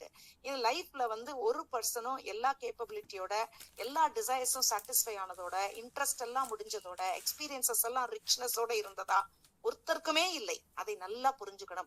அதுதான் concluding ரிமார்க்ஸா கொடுக்குறாங்க. அப்போ possibilities என்ன இருக்கோ அதுல நமக்கு கொடுக்கப்பட்ட அந்த ஃபைனைட் டைம்ல நம்ம ஹியூமன் லைஃபை நல்லா வாழ்வோம். நல்லா வாழ்றதுக்கும் இல்லாம மற்றவங்களுக்கும் அப்படியாக ஹெல்ப் பண்ணுவோம். ஒவ்வொரு பர்சனும் contributes to the unfinished story of human development. So let us contribute to the human development. Human who are of course, நீங்க சைக்காலஜி எடுத்திருக்கீங்கன்னாவே நீங்க You have come to contribute something to the society for human development only, and let us heartily do it. Wish you all the very best. I'm so happy that I took human development because இதுல வந்து ஒரு அதான் அவங்கள அழகா சொல்லியிருக்காங்க, unfinished story of human development. அந்த unfinished story of human developmentல ஒரு சின்ன ஒரு edge of it we had a glimpse, and this will definitely help us a lot in walking into the society, helping people out in distress and happiness, and at least யாரை நம்ம சந்திக்கிறோமோ அவங்களுடைய life ஸ்பேன்ல let them explore their world in a happy manner. Wish you all the very best, and wish you all the very best for your exams also. Kubler-Ross ஓட அடிக்கடி கேட்டிருக்காங்க, and also இந்த ஜெனரலா வந்து இத பத்தி கேட்டிருக்காங்க, how people can come out of their grief அப்படின்னு கேட்டிருக்காங்க. அது ரெண்டுக்குமே வந்து இந்த 3 பாயிண்ட்டும் அந்த 5 பாயிண்ட்டும் தான் நம்ம நார்மலா எழுதணும். Wish you all the very best, and whatever doubt you have in these 11 lessons, you're always even in the developmental psychology la edunalum, you feel free to contact me anytime. All the best, guys. Thank you so much for all your cooperation and help. Thank you, ma'am. Thank you, ma'am. You've gone extra mile, ma'am, because Subha ma'am, Subha ma'am, we have gone extra mile and taken all 11 lessons. Thank you, really helpful, and you finished on time also. Thank you. Thank you so much. Thank you so much. All the very best in developmental psychology. எல்லாருமே நல்ல மார்க்ஸோட வரணும். It's all that I wish and pray God. All the best, guys. இருக்கும். So அதுதான் வந்து arc and reverse சொல்லுவாங்க. ஆனா என்ன ஆகுனா, வாட் எவர் நீங்க ரிப்பீட்டடா ஒரு ஸ்ட்ரெஸ் வந்துட்டே இருக்கு, உங்களுக்கு ரிப்பீட்டடா your getting depressed na, but it comes back original to its physical state, but it doesn't happen all times. Adu the late adulthood la pathina idu konja decline airum. The organ reverse அப்படின்றது, அதாவது heel ஆகுறது late ஆகவோ இல்ல heel ஆகாமலே கூட போகலாம். அதனால இந்த organ reverse capacity will decline in your late adulthood. அதே ஏஜிங் பிரெயின் பாத்தீங்கன்னா ஒரு 30 வயசுக்கு மேலேயே உங்களோட பிரெயினோட வெயிட் கொஞ்சம் கம்மி ஆகுமா. அதுவும் 90 இயர்ஸ் வரும்போதெல்லாம் கொஞ்சம் நிறையவே உங்களோட பிரெயினோட வெயிட் கம்மி ஆகும். பிகாஸ் எதனாலனா நியூரான்ஸ் வந்து நிறைய 10% of its weight will reduced because of loss of neurons in your cerebral cortex. So அந்த நியூரான்ஸ் நம்ம செல்ஸ்லாம் லெஸ் ஆக என்ன ஆகும், எப்படி நம்ம வந்து ஹைட் வந்து எப்படி குறையுதுன்னு சொல்றாங்க இல்லையா, பிகாஸ் ஆஃப் வெர்டிபிராஸ்ல வந்து அங்க வந்து போன்ஸ் வந்து குறைய ஆரம்பிக்கிறதுனாலதான் நமக்கு வந்து பாத்தீங்கன்னா ஏதோ ஹைட் குறைஞ்ச மாதிரி இருக்கும், ஆனா வெயிட் போடுவோம். அது மாதிரி இங்க வந்து லாஸ் ஆஃப் நியூரன்ஸால உங்களுக்கு 10% ஆஃப் பிரெயின் கம்மி ஆகுது. சோ அந்த மாதிரி பிரெயின் கம்மி ஆகும்போது ஆட்டோமேட்டிக்கா உங்களோட காக்னிட்டிவ் டாஸ்க், காக்னிட்டிவ்னா என்னது, லிசன் பண்றது, பாக்குறது, அது மண்டையில மெமரியில அப்சர்வ் பண்றது, அப்புறம் அதை ப்ரோக்ரஸ் பண்றது, இந்த காக்னிட்டிவ் ஆக்ஷன்ஸ் எல்லாம் கூட உங்களுக்கு குறைய ஆரம்பிச்சிடும். இந்த இது வந்து ஸ்ட்ரிங்க் பாத்தீங்கன்னா ரொம்ப ஜாஸ்தியா மென்னுக்கு நடக்கும் when compared to the women. ஏன்னா ஆட்டோமேட்டிக்கா சொல்லுவாங்க உமன்ஸ் ஆர் மல்டி டாஸ்க் லேடிஸ்ன்னு சொல்லுவாங்க. ஏன்னா நம்ம சமையல் பண்ணிக்கிட்டே இருக்கும் போதே வேலைக்கு போறதுக்கு என்ன ட்ரெஸ் போடணும், பசங்களுக்கு என்ன சாப்பாடு கட்டணும், ஹஸ்பண்ட் போயிட்டு இருப்பாரு, அவருக்கு என்ன இங்க இருந்தே சவுண்ட் கொடுப்போம், என்னங்க போகும்போது பர்ஸ் எடுத்துட்டீங்களா, சாவி எடுத்துட்டீங்களா, செல்போன் எடுத்து பேக்ல போட்டீங்களா, கண்ணாடி மாட்டிட்டீங்களா. சோ ஒரு விஷயம் பண்ணிட்டு இருக்கும் போதே சுத்தி இருக்கிறத அப்படியே அப்சர்வ் பண்ணிட்டு அதுக்கு வேண்டிய கமெண்ட்ஸ் கொடுத்துட்டே இருக்கும். we call like women's are multitask. நம்ம எப்ப பாரு அந்த பிரெயினை வந்து எதையாவது ஒண்ணு கொடுத்துட்டு அதை ஆக்டிவா வச்சிருக்கனால சொல்லுவாங்க பிரெயின் ஏஜிங்க கம்பேர் பண்ணும்போது மென்ன கம்பேர் பண்ணும்போது கொஞ்சம் உமனுக்கு வந்து அவ்வளவு சீக்கிரமா அந்த கான்கிரீட்டிவ் ஆக்ஷன்ஸ் வந்து குறைய டிக்ளைன் ஆகாது அப்படின்றாங்க. நெக்ஸ்ட் பாத்தீங்கன்னா சென்சரி அண்ட் சைக்கோமோட்டர் ஃபங்க்ஷனிங். இங்க பாத்தீங்கன்னா many peoples have trouble perceiving the depth and coloring and doing with such daily activities like shopping போறது, குக்கிங் பண்றது, இதெல்லாம் கூட வந்து என்ன ஆகும்னா கொஞ்சம் கொஞ்சமா டிட்டோரியேட் ஆக ஆரம்பிச்சிடும். அதாவது நம்ம நார்மலா செய்யற சில விஷயங்கள்லாம் கொஞ்சம் டிட்டோரியேட் ஆயிட்டாரு. அதே மாதிரி விஷன் ப்ராப்ளம்ஸ் இருக்கும். அதே மாதிரி ஓல்டர் ஐஸ் வந்து பாத்தீங்கன்னா உங்களுக்கு ரொம்ப சென்சிட்டிவ், ரொம்ப டார்க்கான ரொம்ப பிரைட் லைட் பார்க்க முடியாது. அப்புறம் சைன், ரோட்ல இருக்கிற சைன் பார்க்க முடியாதனால அவங்களுக்கு வண்டி ஓட்டுறதை ஸ்டாப் பண்ணிடுவாங்க. ஒரு ஸ்டேஜுக்கு மேல பாத்தீங்கன்னா 60 வயசுக்கு மேலேயே 65 எல்லாம் பாத்தீங்கன்னா வண்டி ஓட்ட மாட்டாங்க. Mostly they'll keep someone for has a driver when they go out. அவங்க டிரைவ் பண்றதை நிறுத்திடுவாங்க. ஏன்னா அந்த டிரைவிங் பண்ணும்போது அந்த போர்ட்ல இருக்கிற சைன் அவங்கள பாக்குறது கொஞ்சம் டிஃபிகல்ட்டா ஆயிரும். அப்புறம் அவங்களுக்கு கண்ணுல வேற என்னென்ன வரும் அப்படின்னு பாத்தீங்கன்னா, ஏன்னா இந்த சென்சரி அண்ட் சைக்கோமோட்டர்ல பாத்தீங்கன்னா மெயினே விஷன் தான். அந்த விஷன்ல நடக்கிறது வந்து நமக்கு விஷன் கண்டிப்பா டிக்ளைன் ஆகும். ஏன்னா அங்க கான்ட்ராக்ட் அந்த 60 வயசுக்கு மேலேயே பாத்தீங்கன்னா ஒரு கிளவுடி அப்பியரன்ஸ் நம்மளோட லென்ஸ்ல ஃபார்ம் ஆகும், ஐயோட லென்ஸ்ல.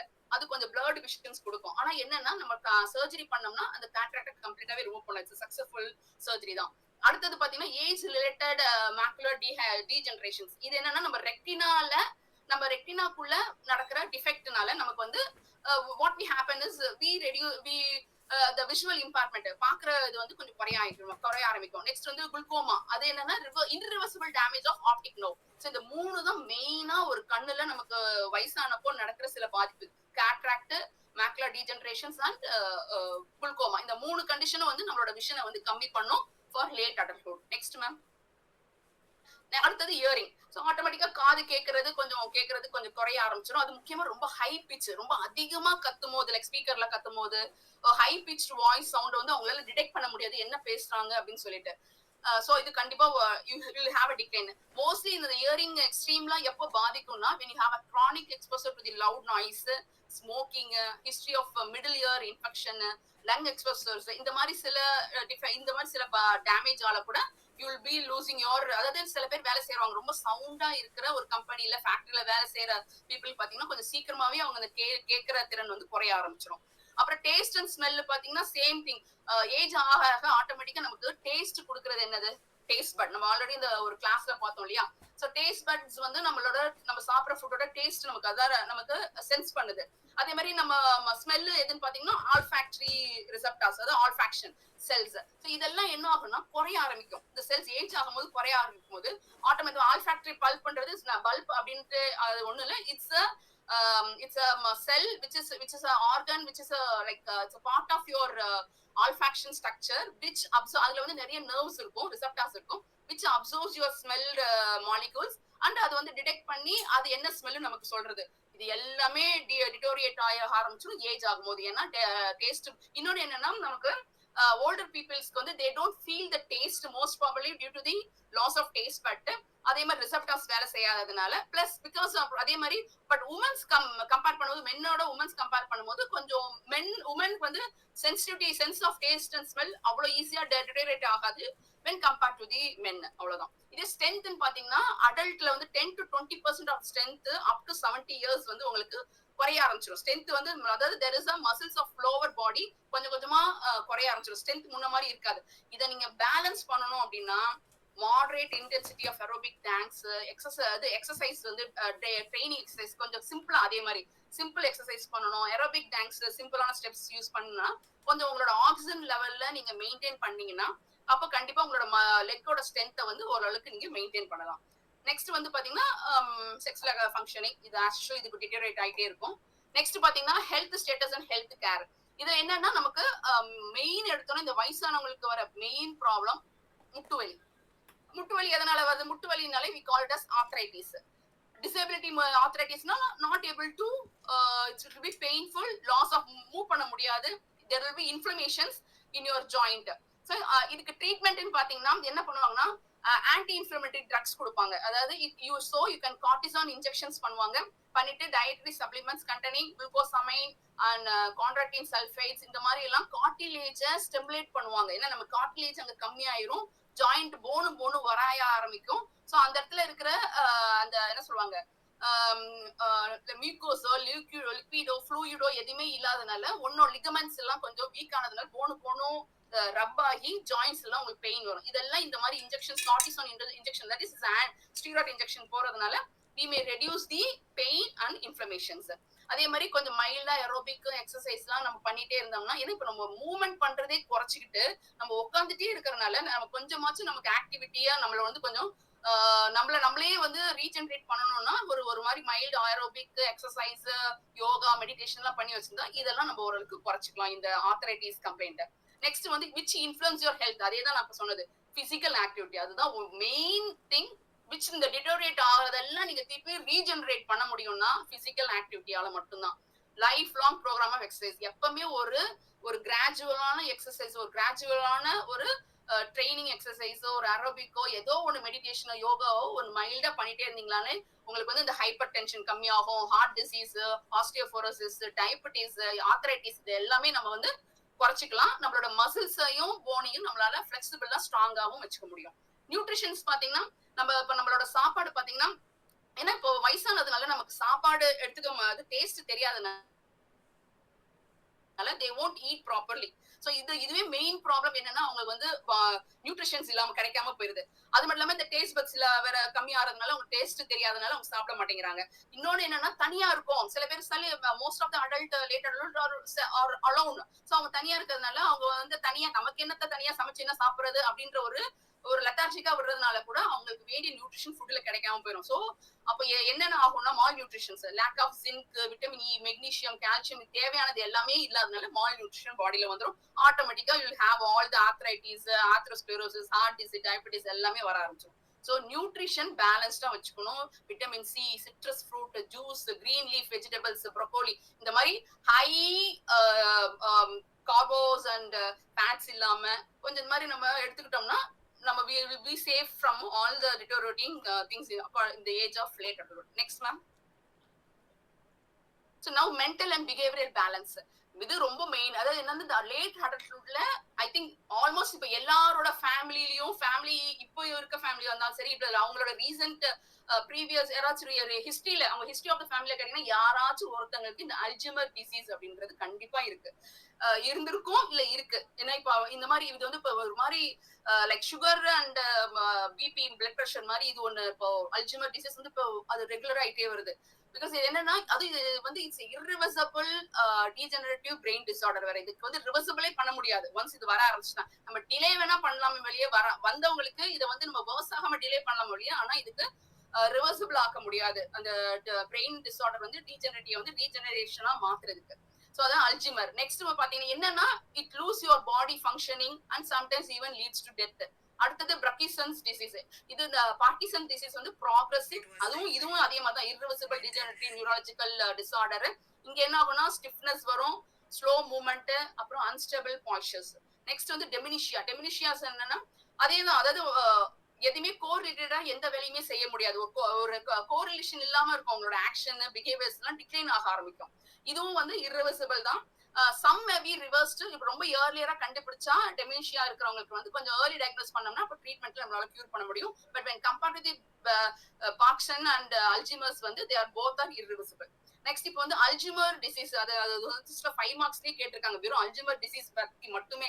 அதோட காசு, ஈட்டியாலஜிஸ் அண்ட் சிம்டம்ஸ் அண்ட் அதோட ட்ரீட்மெண்ட் அல்ஜிமர்ஸ் பத்தி, அல்ஜிமர் டிசீஸை பத்தி மட்டுமே. ஸோ இங்க என்னன்னு பாத்தீங்கன்னா அல்ஜிமர்ஸ் டிசீஸ்ல நியூரோ ஃபைப்ரரி டேங்கிள்ஸ் அண்ட் அமிலாய்ட் பிளாக் அப்படின்னு சொல்லிட்டு 2 விஷயம் நம்மளோட பிரெயின்ல நடக்குது. என்னன்னா ஒரு புரோட்டீன், இப்போ வந்து நம்ம எப்படி இன்சுலின் கம்மி ஆகுறதுனால நம்ம உடம்புல இருக்கிற சுகர் ஜாஸ்தியாகி எப்படி டயபிட்டிஸ் வருதோ அது மாதிரி இந்த அல்ஜிமர் டிசீஸ் என்ன பண்ணுதுன்னா இந்த புரோட்டீனோட ஃபைபர்ஸ் அதெல்லாம் வந்து ஒரு மாஸ் மாதிரி நம்மளோட பிரெயின்ல ஒரு மாசா ஒரு மாதிரி பிரெயின்ல வந்து ஸ்டோர் பண்ண ஆரம்பிக்கும். பண்ணும்போது அங்க வந்து அந்த மாதிரி புரோட்டீன் எல்லாம் சேர்ந்து அங்க ஃபார்ம் பண்ற மாசை தான் நம்ம வந்து நியூரோ ஃபைப்ரரி டேங்கிள்ஸ் சொல்லுவாங்க.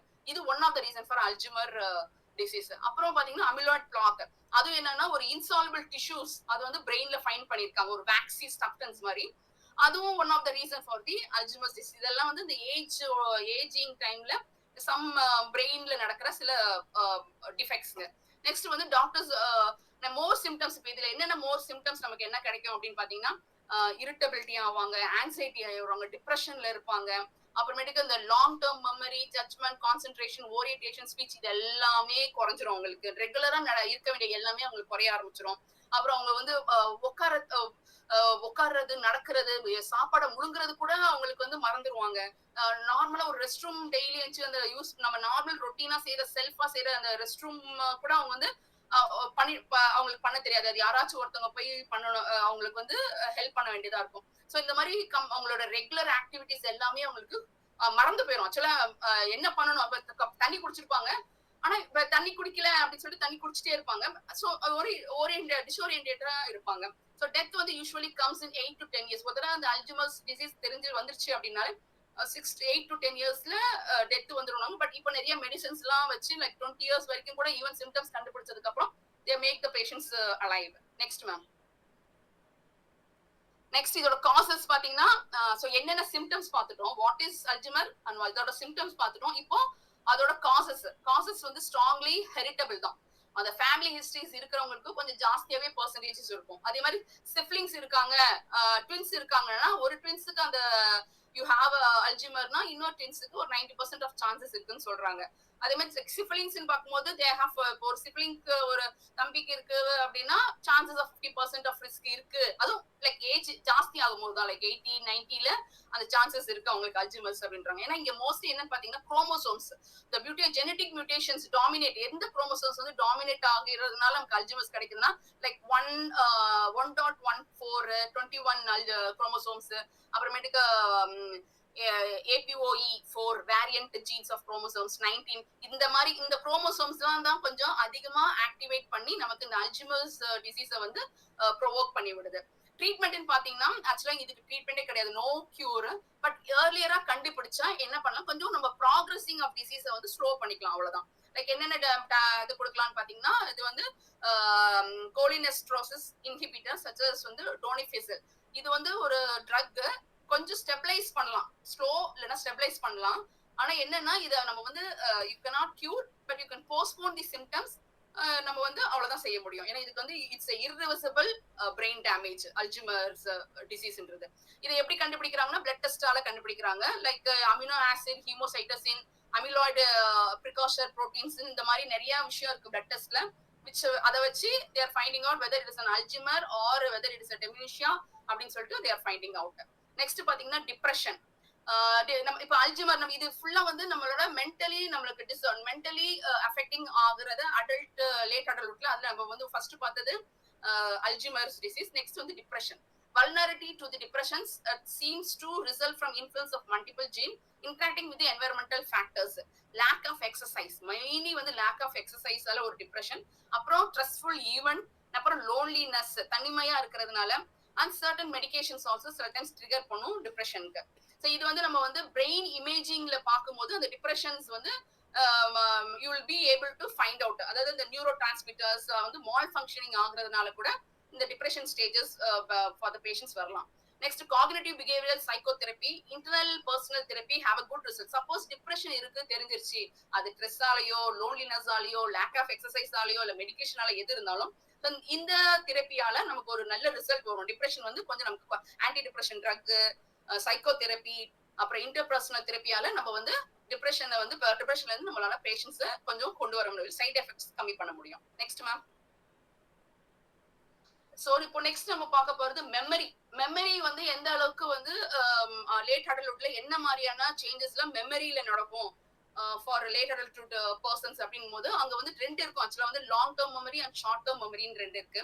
லாங் டேர்ம் மெமரி பாத்தீங்கன்னா இதுதான் அதோட கிளாசிபிகேஷன். லாங் டேர்ம் மெமரின்றது ஒரு 5 மார்க் ஷார்ட் நோட்டா கேட்டிருக்காங்க. அப்போ நீங்க நம்ம ஸ்டார்ட் பண்ணும்போது இப்படிதான் ஸ்டார்ட் பண்ணணும். லாங் டேர்ம் மெமரி முதல்ல அதோட கிளாசிபிகேஷன் சொல்லிடணும். It is divided into explicit and implicit. அது வந்து explicit is called declarative and implicit is called non declarative. இந்த எக்ஸ்பிளிட் வந்து அது ரெண்டா டிவைட் ஆகுது. அது எபிசோடிக் அண்ட் செமண்டிக். இதே இம்ப்ளிசிட் வந்து தட் இஸ் நான் டிக்ளரேட்டிவ் வந்து ப்ரொசீஜரல் அண்ட் இமோஷனலா டிவைட் ஆகுது. ஸோ முதல்ல இந்த டேப்லெட் இந்த டயக்ராம போட்டுருவோம். Next ma'am. ஸோ இப்போ பாத்தீங்கன்னா இந்த மெமரி என்னென்ன சேஞ்சஸ் மெமரியில நடக்குதுன்னு பாத்தீங்கன்னா ஃபர்ஸ்ட் வந்து short term memory. Short term memory பாத்தீங்கன்னா அங்க ரெண்டு இருக்கு. ஒன்னு ஐகானிக் மெமரி அண்ட் எக்கானிக் மெமரி. ஐகானிக் மெமரி என்னன்னா விஷுவலா பாக்குறதெல்லாம் நம்ம இம்மிடியேட்டா அப்பப்போ பாக்குற விஷயத்த அப்பயே நம்ம ஸ்டோர் பண்ணிக்கிறது விஷுவலா. நெக்ஸ்ட் எக்கானிக் மெமரி பாத்தீங்கன்னா ஹியர் அப்பப்போ காதுல விழுறது, அப்பப்போ கேட்கறத அப்பயே அந்த டைம்லயே வந்து ஒரு ஷார்ட் டைம் நம்ம உடனே வந்து மெமரி வந்து ஸ்டோர் பண்ணிக்கிறது. ஸோ சென்சரி மெமரிஸ் அப்படி பாத்தீங்கன்னா initial brief temporary storage of sensory information. அதாவது சென்சரி மெமரினா சென்சரி இன்ஃபர்மேஷனை டெம்பரரியா ஸ்டோர் பண்றது. Working memory also the short term storage of information being actively processed. அப்போதைக்கு ஸ்டோர் ஆன விஷயத்தை உடனே ப்ராசஸ் பண்றது, அதுதான் ஒர்க்கிங் மெமரி. இதெல்லாம் வந்து ஷார்ட் டேர்மா நமக்கு என்ன சொல்றது, ஷார்ட் டேர்மா நம்ம ஸ்டோர் பண்ணி வச்சுக்கிற விஷயம் ஐகானிக், எக்கானிக், சென்சரி அண்ட் ஒர்க்கிங் எல்லாம்.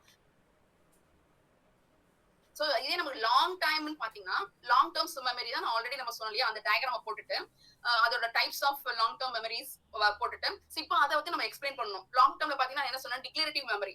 அது என்னன்னா this type involves conscious recall and includes like அது வந்து கான்ஷியஸா ஒரு விஷயத்தை நீ ரீகால் பண்றதா தான் வந்து டிக்ளரேட்டிவ் மெமரின்னு சொல்லுவாங்க. ஏன்னா நான் டிக்ளரேட்டிவ் வந்து அன்கான்ஷியஸ் ரீகால், அன்கான்ஷியஸா ஒரு விஷயம் செய்யறதை தான் நான் டிக்ளரேட்டிவ். கான்சியஸா செய்யறதுதான் வந்து டிக்ளரேட்டிவ். ஸோ இந்த டிக்ளரேட்டிவ் மெமரிஸ்ல பாத்தீங்கன்னா 2 டைப்ஸ் இருக்கு. ஒன்னு வந்து எபிசோடிக் மெமரி, இன்னொன்னு வந்து செமண்டிக் மெமரி. எபிசோடிக்னா என்னன்னா ஒரு பர்சனல் எக்ஸ்பீரியன்ஸ் வந்து ஈவெண்ட்டை வந்து ஞாபகம் வச்சுக்கிறது. தட் இஸ் கான்சியஸா remembering your first day of school ஒரு எக்ஸாம்பிளுக்கு. அது சிமெட்டிக் மெமரி பாத்தீங்கன்னா ஜெனரல் நாலேஜ் அண்ட் ஃபேக்ட், அதாவது knowing the capital of French, அந்த மாதிரி ஒரு ஜெனரல் நாலேஜ் ஞாபகம் பண்ணி வச்சுக்கிறது செமெண்டிக் மெமரி. இதே நான் டிக்ளரேட்டிவ் மெமரின்றது என்ன சொன்னேன்னா, அதாவது இம்ப்ளிசிட், தட் இஸ் நான் அன்கான்சியஸ், ஆட்டோமேட்டிக்கா ஒரு விஷயம் ஸ்டோர் ஆகுறது. லைக் எப்படின்னா ப்ரொசீஜர் மெமரி. அதுக்கு எக்ஸாம்பிள் ஒரு வண்டி ஓட்டுறது, ஷூ லேஸ் வந்து டைப் பண்றது, இதெல்லாம் வந்து நீங்க அன்கான்சியஸாவே பண்ணுவீங்க. ஏன்னா ரெகுலரா நம்ம வண்டி ஓட்டுறதுனால ஆட்டோமேட்டிக்கா வண்டி நம்ம ஸ்டார்ட் பண்ணாலே அது ஆட்டோமேட்டிக்கா நம்ம வந்து ரைட் லெஃப்ட் நம்ம கை காட்டுறது, சிக்னல் போடுறது, அது பாட்டு நம்ம பாட்டு பண்ணிட்டே இருப்போம். அன்கான்சியஸா நம்ம பண்றது அதான் ப்ரொசீஜர் மெமரி. அப்புறம் பிரைமிங் பாத்தீங்கன்னா increasing easy of time task, remembering the information as the result of previous encounter. ப்ரீவியஸா நடந்த விஷயத்தை வச்சு நம்ம அந்த டாஸ்க கரெக்டா பண்றது. Like special use of unconscious memory that holds up with age is priming. So நமக்கு இப்போ இந்த 4 தான் மெயின். அதாவது டிக்ளரேட்டிவ், நான் டிக்ளரேட்டிவ், டிக்ளரேட்டிவ்ல வந்து எபிசோடிக் அண்ட் செமண்டிக், நான் டிக்ளரேட்டிவ்ல வந்து ப்ரொசீஜர் அண்ட் பிரைமிங். இதுதான் types of long term memory. So இப்போ இந்த ஆஸ்பெக்ட் ஆஃப் மெமரிஸ் எப்படி டிக்ளைன் ஆகுது, இந்த ப்ராப்ளம் என்ன அவங்களுக்கு இந்த லேட் அடல்ட்ஹுட் பாத்தீங்கன்னா என்கோடிங், கோடிங் பண்றது கஷ்டமா இருக்கும், ஸ்டோரேஜ் கஷ்டம், அதே மாதிரி ஸ்டோர் பண்ண விஷயத்தை திருப்பி ரிட்ரைவல் பண்றது அதுவும் கஷ்டமா இருக்கும். So this will be very deteriorating for the declining in your older adult. So the older adult have more troubles with the recall than the younger adult. Next ma'am. So now neurological changes. என்னென்ன இப்ப memory பார்த்தோம், அடுத்த neurological changes என்ன நடக்குது, பிரெயின்குள்ள என்னென்ன changes நடக்கிறதுனால இந்த மாதிரி நம்மளோட மெமரி வந்து டிட்டோரியேட் இல்ல டிக்ளைன் ஆகுது அப்படின்னு பாத்தீங்கன்னா, வாட் ஹேப்பனிங் ஹிப்போ கேம்பஸ் அப்படின்னு சொல்லிட்டு நம்மளோட பிரெயினோட ஸ்ட்ரக்சர்ஸ் இருக்கு இல்லையா, அங்கதான் வந்து நம்ம எந்த லேர்னிங் பண்றதையும் நம்மளோட இமோஷனையும் ஸ்டோர் பண்ணிக்கிறது. பட் அது என்ன ஆகும் அப்படின்னு சொல்லி பாத்தீங்கன்னா 20% ஆஃப் யுவர் நர்வ் செல்ஸ் வந்து அங்க லாஸ் ஆகுறதுனால ஆட்டோமேட்டிக்கா நம்மளோட லேர்னிங் மெமரியும் நம்மளோட இமோஷன்ஸ் நம்மளோட ஸ்டோரேஜ் எல்லாம் அங்க டிக்ளைன் ஆக ஆரம்பிச்சிடும். நெக்ஸ்ட் பாத்தீங்கன்னா கார்பஸ் கோலோசம்ஸ்ன்ற நம்மளோட பார்ட் ஆஃப் யுவர் பிரெயின், அங்க அட்ராஃபிஸ் நடக்கும். சோ அட்ராஃபிஸ் நடக்கிறதுனால ஆட்டோமேட்டிக்கா சென்சரி மோட்டார், நம்ம அதாவது என்னன்னா சென்சரி மோட்டார்ஸ் வந்து கோஆர்டினேஷனே இல்லாம போயிடும். இப்போ லெஃப்ட் சைடுல சொல்ல போனா இப்ப நம்ம வந்து ஒரு லெஃப்ட் சைடுல ஒரு பொருள் இருக்கு, நீங்க லெஃப்ட் சைடுல இருந்து எடுக்கணும் அப்படின்னா இப்ப ரைட் சைடுல ஒரு you have something you going to take it with right side. இது வந்து நார்மலா நம்ம செய்யற விஷயம்.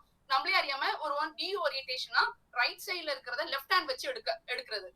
So என்ன ஆகும், இதெல்லாம் because of your atrophy of your corpus callosum of coordination இல்லாம போறது.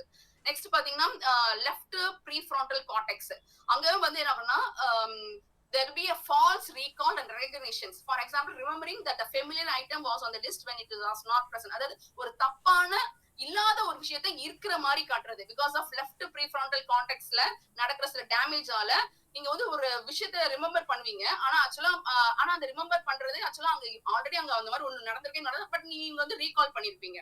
So இதெல்லாம் வந்து because of the damage on your parts of the brain, the hippocampus, the corpus callosum and left prefrontal cortex ஆல நடக்கிறது.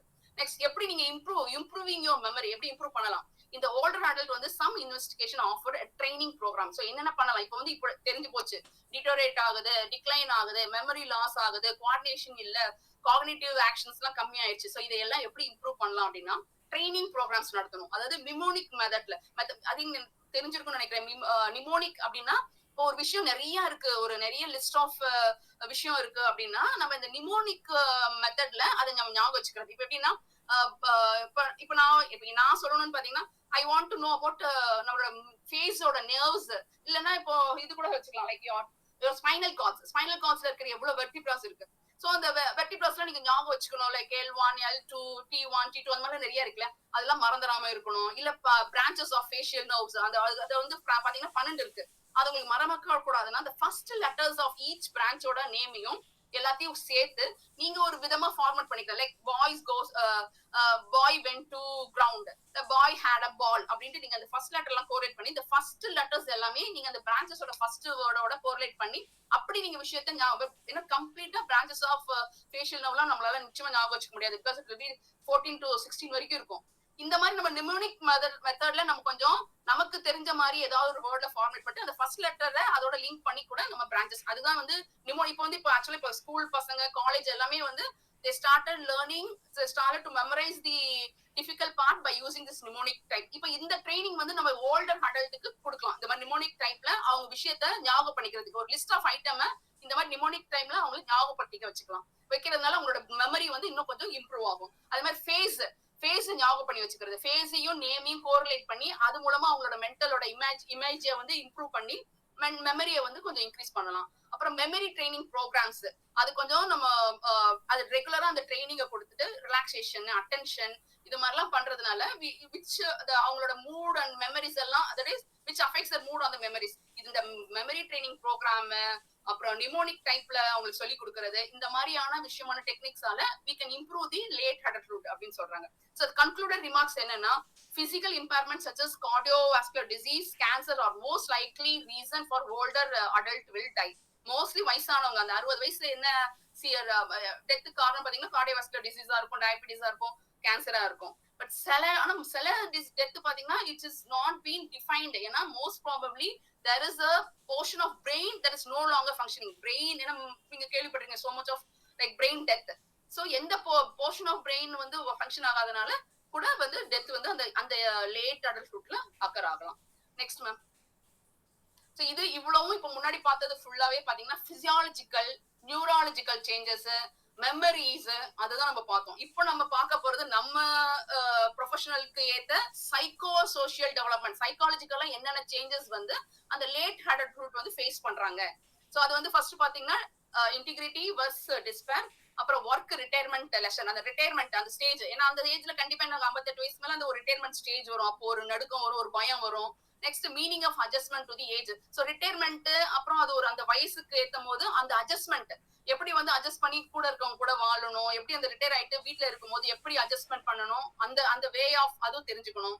Next personal relationship இன் late life, அப்புறம் கன்சென்ஷனல் relationship, concluding remarks. இது வந்து நம்ம சைக்காலஜிக்கலா என்னென்ன சேஞ்சஸ் அந்த லேட் அடல்ட்ஹுட்ல நடக்க போகுதுன்னு சொல்லிட்டு பார்க்க போறோம். That is I think 15th lesson. Next ma'am. இங்க பாத்தீங்கன்னா நம்மளோட அந்த ரிக்சன் ஸ்டேஜ் ஆஃப் பிசியாலஜிக்கல் டெவலப்மெண்ட்ல இந்த லாஸ்ட் ஸ்டேஜ் இதுதான், அது 8th stage, integrity and despair. அதாவது எப்ப நடக்கும்னா அந்த 60 வயசுக்கு மேல நடக்கிறது, 60 வயசு to death. So was my life a good one? So அப்போ நம்ம கொஸ்டின்ஸ், அப்போ அங்க என்ன கொஸ்டின்ஸ் இருக்குன்னா, நம்ம லைஃப் எப்படி வாழ்ந்திருக்கோம், நல்லா வாழ்ந்திருக்கோமா அப்படின்னு ஒரு கேள்வி நம்ம மனசுல வருமா. சோ இப்போ அதுலயே பாத்தீங்கன்னா சக்சஸ் இருக்கு, ஃபெயிலியர் இருக்கு. சக்சஸ் ஆன அந்த லேட் அடல்ட்ஹுட் என்ன பண்ணுவாங்கன்னா, they look back their life with a sense of satisfaction. நம்ம நல்லா வாழ்ந்திருக்கோம், நம்ம வந்து சாட்டிஸ்ஃபைடா தான் வாழ்ந்திருக்கோம் அப்படின்னு சொல்லிட்டு அவங்க லைஃபை திரும்பி பார்க்கும்போது they have the satisfaction. இதே ஃபெயிலியர், அதாவது அந்த வயசுக்குலயும் அவங்க வந்து அவங்க நினைச்ச மாதிரி வாழல அப்படின் போது how they feel means that people will look back their life with regrets, sorrow and bitterness. so ரெண்டு அந்த வயசுலயும் உங்களுக்கு வந்து பாத்தீங்கன்னா ரெண்டு இருக்கு. so integrity, முதல்ல இன்டிகிரிட்டினா என்ன? the feeling of wholeness, satisfaction, wisdom in having lived a meaningful, நல்ல ஒரு மீனிங்ஃபுல்லான லைஃப் வாழ்ந்துட்டோம் அப்படின்றது தான் integrity. டிஸ்பேர்ன்றது a feeling of regret, bitterness, sense that the life has been wasted or unfilled. so இந்த ரெண்டு மனநிலை தான் வந்து அந்த லேட் அடல்ட்ஹுட்ல சைக்காலஜியா அந்த ஏஜ்ல அவங்க ஃபீல் பண்றது. நெக்ஸ்ட் ஒர்க் ரிட்டையர்மெண்ட் லெஷர் அப்படின்னு பாத்தீங்கன்னா, what have you here is like late life and retirement. The people who continues to work after 65 to 70 usually like their work and do not find it unduly stressful. இந்த 60 வயசுக்கு மேல வேலை செய்யறவங்க, அதே வேலையை continue பண்றவங்க, இல்ல புதுசா ஏதோ ஒரு வேலையை எடுத்து செய்யறவங்க, ஆனா ஒர்க் பண்றவங்க, அந்த ஒர்க் பண்றவங்க பாத்தீங்கன்னா they will have a good health. அதாவது when compared to ஒர்க் பண்ணாம வீட்டுல இருக்கிறவங்களை கம்பேர் பண்றதோட, அந்த ரிட்டையர் ஆனாலும் அந்த ஒர்க்கை கண்டினியூ பண்ணாலும் சரி, இல்ல வேற ஏதோ ஒரு வேலை செஞ்சு வேலை செய்யறவங்க, when the working people at that age are more healthy and active and compared to the non workers. அதனால சொல்லுவாங்க be active in any age. வயசாயிருச்சு நம்மளால இனிமே செய்ய முடியாதுன்னு விட்டுறாதீங்க, you be active as usual. அவ்வளவுதான். Next ma'am. so effect of age on job performance and attitude towards work. so என்னன்னா the older workers tends to be more dependable, careful, responsible and struggle with time materials than the younger adult. அதாவது older adult கொஞ்சம் பொறுமையா மெதுவா ஒரு depend பண்ணி செஞ்சாலும் செய்வாங்க when compared to the younger women's. என்னதான் உமன்ஸ் யங்கர் ஒர்க்கர்ஸ் வந்து கொஞ்சம் வேகமா ஃபாஸ்டா ஸ்பீடா பண்ணாலும், ஆனா அந்த மெச்சூரிட்டியோட அந்த கேர்ஃபுல்னஸோட ரெஸ்பான்சிபிலிட்டி செய்யறது யாருன்னு பாத்தீங்கன்னா ஓல்டர் நம்மளோட அடல்ட்ஹுட் தான் அவங்க செய்வாங்க. ஏன்னா ஸ்பீட் பேஸ் கம்பேர் பண்ணும்போது, ஸ்பீட் ஃபேஸ் கம்பேர் பண்ணும்போது பாத்தீங்கன்னா youngers are always overcomes the older persons. But when come to the study of work அப்படிங்கும் போது அந்த எக்ஸ்பீரியன்ஸ் வந்து உங்களுக்கு அங்க ஓல்டர் பீப்புள்ஸ் தான் will perform better. நெக்ஸ்ட் பாத்தீங்கன்னா the chief findings வந்து the physical fitness, mental ability, அதுக்கப்புறம் psychological, physical and spiritual motor ability. அதாவது ஒரு ஜாப் இடத்துல வேலை செய்யறதுக்கு வயசானவங்க, யங் ஆனவங்கன்றதெல்லாம் முக்கியம் இல்லை. அங்க மெயினா நீ பிசிக்கலா ஃபிட்டா இருந்தீங்கன்னா, மென்டல் எபிலிட்டிஸ் வந்து உனக்கு வந்து நல்லா ஃபிட்டா இருந்துச்சு, அதே மாதிரி psychological, physically and perceptual motor abilities எல்லாம் பெஸ்டா இருந்ததுன்னா யார் வேணாலும் எந்த வேலையும் செய்யலாம். That's the meaning. Next, financial problem among the older adult பாத்தீங்கன்னா social security and other government programs such as Medicare. அங்க வந்து பாத்தீங்கன்னா basic health insurance for the people on society security have enabled the today's older. இப்ப கொஞ்சம் இந்த basic health insuranceலாம் வந்து ஒரு better life கொடுத்துருக்குன்னு சொல்லணும். அது ப்ராப்பரா சூஸ் பண்ணி அந்த ஹெல்த் இன்சூரன்ஸ் பண்ணாங்கன்னா ஓல்டர் அடல்ட்டோட ஃபியூச்சர்ஸ் வந்து நல்லாவே இருக்கு.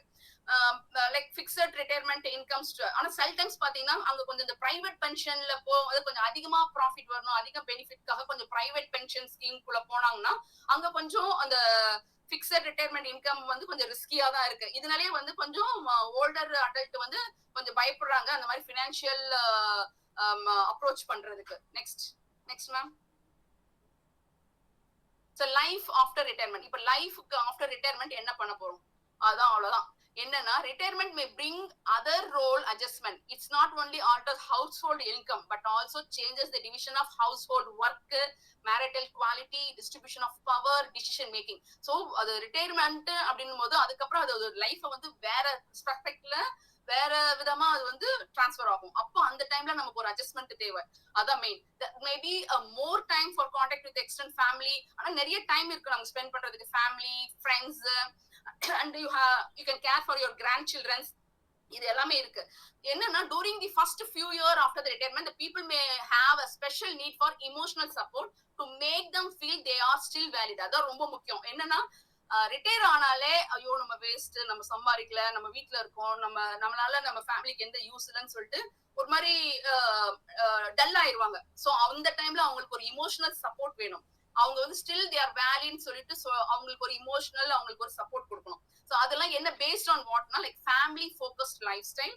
அங்க பாத்தீங்கன்னா the pattern of retirement activities revolves around the family, home and companion, like watching TV and what comes along. அது ஃபேமிலியோட சேர்ந்து டிவி பாக்குறது, ஃபேமிலியோட வெளியே போறது, அந்த மாதிரி. Next, balanced investment. the pattern of retirement activity allocated among family, works and leisure. Example, ஒரு சண்டேனா பெயிண்ட் அடிக்கிறது, ஒரு கார்பெண்டர் வேலை. நமக்கு ஆக்சுவலா நம்ம வந்து அமச்சுரா இருப்போம், நம்ம வந்து அது கத்துக்குட்டியா இருந்தா கூட ஒரு சின்ன சின்ன ஆணி அடிக்கிறது, சின்ன கிராஃப்டிங் பண்றது, ஒரு பெயிண்ட் அடிக்கிறது, ஒரு கதவுக்கு பெயிண்ட் அடிக்கிறது, ஒரு லைக் கேட்டுக்கு பெயிண்ட் அடிக்கிறது, சின்ன சின்ன வேலைகள் வந்து நம்மளோட லைஃப் அட்ஜஸ்ட்மெண்ட் பண்ணிக்கிறது. Next, serious leisure. the leisure activity requires skill, attention, commitment. Like இதுக்கு வந்து எப்படின்னா கொஞ்சம் ஒரு லெஷர் ஃபுல்லா ஒரு ஹாபி கிரியேட் பண்ணிக்கிறது. பீ கீப்பிங், அதாவது பீ வளர்க்கறது, என்ன சொல்றது, தேனி வளர்க்கறது, ஸ்விம்மிங் பண்றது, ஸ்டாம்ப் கலெக்டிங் பண்றது. ஸோ இந்த மாதிரி ஆக்டிவிட்டி பண்ணி நம்மளே வந்து ஒரு ஆக்டிவா வச்சுக்கணும், அவ்வளவுதான். So the main path to the meaningful, enjoyable retirement has two things in common. ஒன்னு, எது செஞ்சாலும் satisfying, doing the satisfying thing. Next, having a satisfying relationship. இது ரெண்டு மெயின்டைன் பண்ணாலே, இது ரெண்டு நம்ம வந்து பேலன்ஸ் பண்ணாலே, even life after the retirement will also be the best. Doing satisfying thing and having the satisfying relationship. Next, ma'am. Next, meaning of adjustment to the aging. இப்போ the meaning of adjustment என்னன்னா, the aging is the long term process which requires a continuous adjustment தான் life. Adjustment தான், அதாவது நீங்க பழைய மாதிரி அதை நான் வேலைக்கு போயிட்டு இருக்கும் போது நீங்க நடந்துகிட்ட அதே விதத்திலே, இல்ல வேலைக்கு போகாம வீட்டுல இருக்கும் போதும் அதே ஆட்டிடியூட இருந்தீங்கன்னா கண்டிப்பா நிறையவே கொஞ்சம் யாராச்சும் ஏதாவது நமக்கு ரெஸ்பாண்ட் பண்ணிட்டாங்கன்னா நமக்கு கொஞ்சம் ஹர்ட் ஆயிடும். So we need that adjustment. நமக்கு அந்த வயசுக்கான அந்த நேரத்துக்கான அட்ஜஸ்ட்மெண்ட் நம்ம கண்டிப்பா நம்ம லைஃப் ஸ்டைல்ல நம்ம அது கொடுத்தே ஆகணும். அப்படி பாத்தீங்கன்னா நம்ம வந்து டிஸ்என்கேஜ்மெண்ட் ஆக்டிவிட்டி தியரி அப்படின்றாங்க. அப்படின்னா என்னன்னா, when the person is worked for many years and may choose to retire and reduce their involvement in the workforce.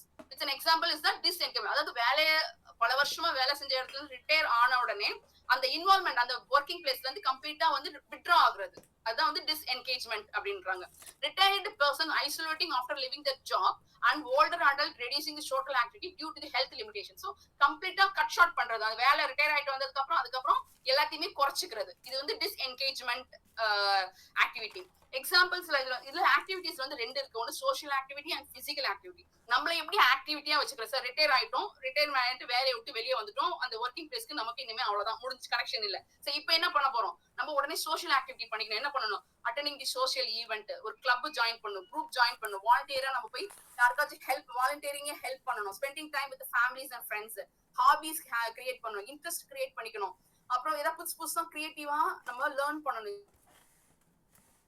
New skills learn பண்ணணும், நியூ ஸ்போர்ட்ஸ் கத்துக்கலாம். நம்ம இது அது வரைக்கும் ஸ்போர்ட்ஸ் பண்ணல, நான் வந்து டென்னிஸ் பண்ணல, பேட்மிண்டன் பண்ணல, கிரிக்கெட் பண்ணலன்னா ஒரு ஸ்போர்ட்ஸ், ஒரு நியூ இன்ட்ரெஸ்ட் கிரியேட் பண்ணிக்கலாம். இதெல்லாம் நீங்க social activity. So physical activity பாத்தீங்கன்னா ஒண்ணுமே இல்ல, ரெகுலர் எக்ஸசைஸ், நம்ம பாடியை நம்ம ஆக்டிவா வச்சுக்கிறது, வாக் பண்றது, ஸ்விமிங் பண்றது, கார்டனிங் பண்றது அப்படின்னு சொல்லிட்டு நம்மளோட லைஃப் ஸ்டைல ஹெல்த்தியா மாத்துக்கணும். Next ma'am. சோ கண்டினியூட்டி தியரின்றது ஒண்ணு இல்ல, நீங்க எவ்வளவு ஆக்டிவா முன்னாடி இருந்தீங்களோ அதே ஆக்டிவா ரிட்டையர் ஆனாலும் அப்படியே திருப்பி கண்டினியூ பண்ணுங்க. அத ரிட்டையர் ஆயிட்டோமே, இனிமே என்ன இருக்கு லைஃப்ல, அத கல்யாணம் பண்ணி கொடுத்துட்டோமே, பிள்ளைங்களுக்கா கல்யாணம் பண்ணி கொடுத்துட்டோமே, இனிமே என்ன இருக்கு அப்படின்னு சொல்லிட்டு அந்த அந்த அந்த மாதிரி ஃபீல் ஆகாம எப்படி நீங்க ஆக்டிவா இருந்தீங்களோ அந்த அந்த ஆக்டிவிட்டியோட அந்த ஆக்ஷனோட அதே ப்ரொடக்டிவா நீங்க அப்படியே ஃபாலோ பண்ணீங்கன்னாவே யுவர் லைஃப், உங்களோட அடல்ட் லேட் அடல்ட் ஹெல்த்தியா ஆக்டிவா இருக்கும். அதுதான் அது கண்டினியூட்டி தியரி அப்படின்னு சொல்றது. லைக் வந்து பாத்தீங்கன்னா model of selective optimisation with compensations. So இதெல்லாம் வந்து அட்ஜஸ்ட்மெண்ட் ஆஃப் யுவர் ஏஜிங் கடியில வர இந்த சைட் ஹெட்டிங்ஸ். சோ ஆப்டிமேஷன் அப்படின்னா என்னன்னா, there is maximum gain, minimum loss which pursues the select. ஒரு கோல் நீங்க செலக்ட் பண்ணுங்க, அந்த கோலை நோக்கி. ஏன்னா நம்ம வயசானா நமக்கு கோல் இருக்க கூடாது, நமக்கு ஒரு லைஃப்ல அச்சீவ்மெண்ட்ஸ் இருக்க கூடாது, நம்ம எதை பத்தி யோசிக்க கூடாதுன்னு இல்ல. நீங்க புதுசு புதுசா ஒரு கோல் கிரியேட் பண்ணுங்க, புதுசு புதுசா எதையாவது பண்ண ட்ரை பண்ணுங்க. You make your brain always active, அதான் அது. சோ அந்த நீங்க ஆனா நீங்க செலக்ட் பண்ற கோல்ல எப்படி இருக்குன்னா, ஏன்னா அந்த ஏஜுக்கு ஏத்த மாதிரி செலக்ட் பண்ணுங்க. அதுல வந்து பாத்தீங்கன்னா கெயின் மேக்சிமமா இருக்கட்டும், அப்புறம் ஆனா லாஸ் பாத்தீங்கன்னா ஒரு ஓரளவுக்கு மினிமமா இருக்கிற மாதிரி பாத்துக்கணும். சோ நம்மளோட கோல் அந்த மாதிரி இருக்கும். லைக் எப்படின்னா, like seeking a new knowledge, like main thing like what we are doing it. வீட்டுல சும்மா இருக்க கூடாது அப்படின்னு சொல்லிட்டு எப்படி நம்ம போயிட்டு we need some more, நம்மளோட பிரெயினுக்கு இன்னும் நிறைய அறிவு பசியாலதான் நம்ம என்ன பண்ணிருக்கோம் இந்த ஏஜ்லயும். we got in Madras University, we joined as a psychological MSc psychology. So அந்த மாதிரி நம்ம பிரெயினுக்கு நம்ம தீனி போட்டுட்டே இருக்கணும், அதான் அவங்க சொல்றாங்க. சோ இந்த மாதிரி that is called your optimations. Then you have explain seeking out on new knowledge. அதான் நியூ நாலேஜ் பண்ணிக்கணும், நியூ டெக்னாலஜி கத்துக்க ஆசைப்படணும், நம்மளோட பெர்ஃபார்மன்ஸை என்ஹான்ஸ் பண்ணிக்கணும். அப்புறம் பாத்தீங்கன்னா compensation. This involves finding alternative way of achieving goal and maintain the desired level of functioning when faced with losses and declines. It includes using, like இதுக்கு ஒரு example பாத்தீங்கன்னா என்னன்னா, காம்பன்சேஷனா ஒண்ணும் இல்ல.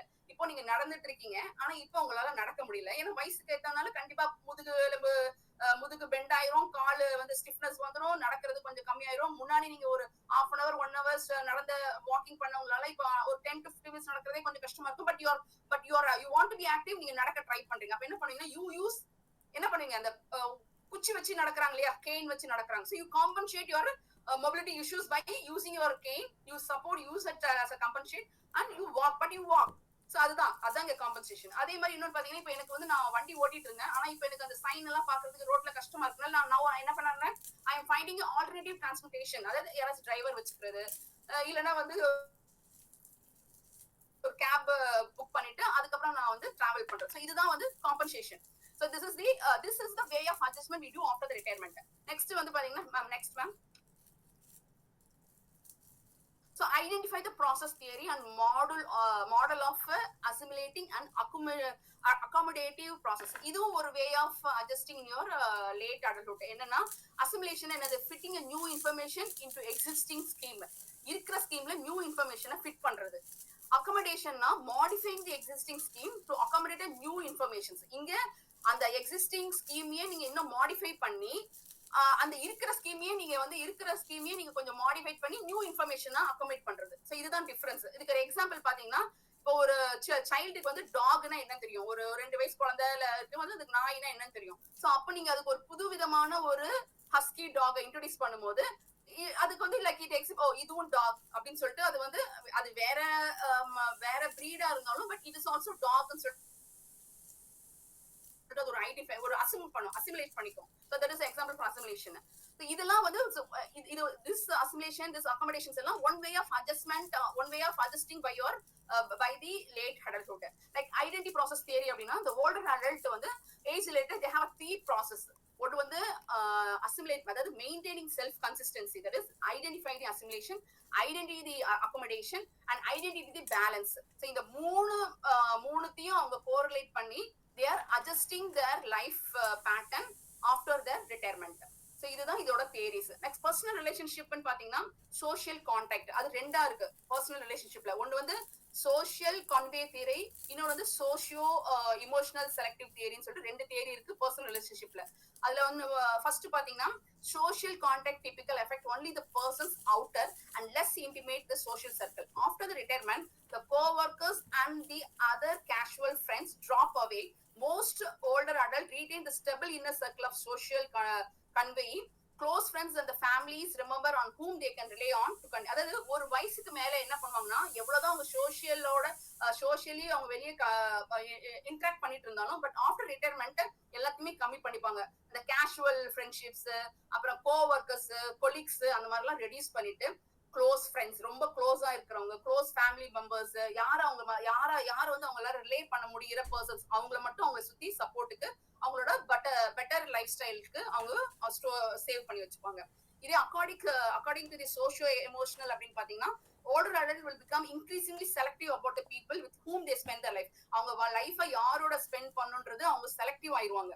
நிறைய பேர் கூட அவங்க முன்னாடி இன்டராக்ட் பண்ணிட்டு இருப்பாங்க, நிறைய பேர் கூட அவுட்டிங், கெட் டுகெதர், பார்ட்டிஸ் போயிருந்தாலும் ஆஃப்டர் அந்த ரிட்டைர்மெண்ட் பாத்தீங்கன்னா they limit their circles. அதுதான். ஸோ இமீடியட்லி இமோஷனல் நீட், அந்த இமோஷனல் நீடுக்கு அப்போ யார் அவங்களுக்கு தேவைப்படுறாங்களோ, இமோஷனல் நீட் அப்போ யார் இருக்காங்களோ கூட இருக்காங்களோ they want to spend their life with them அந்த time.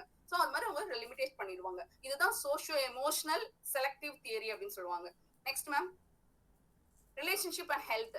Social relationship and health வந்து கோஸ் இன் ஹேண்ட். அவ்வளவுதான். இது என்னன்னா உங்களுக்கு through out the developed world பாத்தீங்கன்னா the married peoples are healthier and live longer than the unmarried people. I don't think இதை எவ்வளவு பேர் இதை வந்து ஒத்துக்கிறாங்கன்னு தெரியல. But according to me it's correct.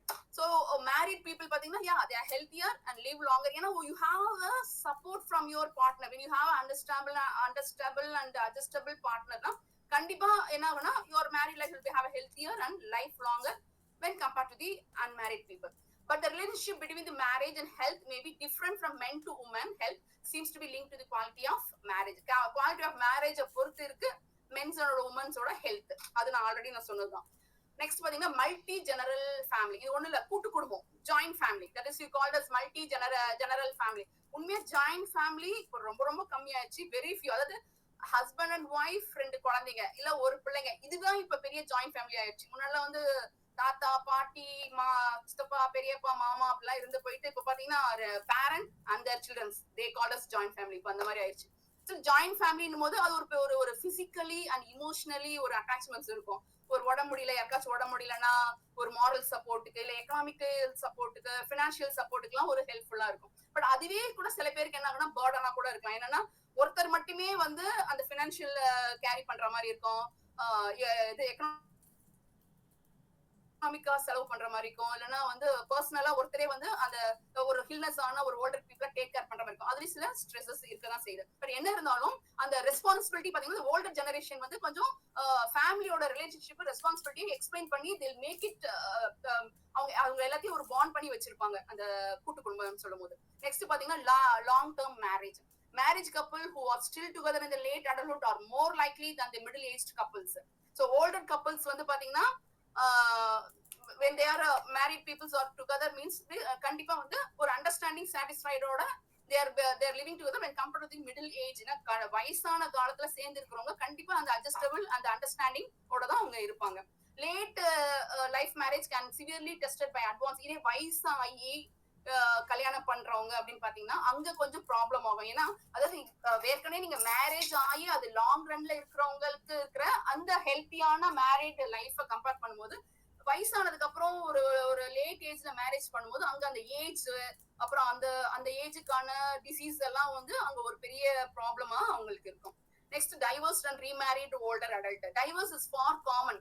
ரொம்ப ஓல்டு பீப்புளுக்கு, அதாவது ஆஃப்டர் 60-65 வயசுல வந்து கல்யாண வாழ்க்கையில இருக்கிறவங்க வந்து டைவர்ஸ் பண்றது வந்து அவ்வளவு ரொம்ப கம்மி when compared to the younger peoples, because they are almost they have crossed like 25-30 years வரும்போது அந்த ஒரு adjustable understanding அந்த ஒரு கம்பேட்டிபிலிட்டி இருக்கிறதுனால டைவர்ஸ் ரேட் வந்து ரொம்ப கம்மியா தான் இருக்கும் when compared to the adult. அது மட்டும் இல்லாம இந்த அடல்ட் சில்ட்ரன்ஸே இப்ப இந்த காலத்துல வந்து ஓல்டர் பேரண்டோட ரீமேரேஜ்க்குலாம் வந்து they are சப்போர்ட் பண்ண ஆரம்பிச்சிட்டாங்க.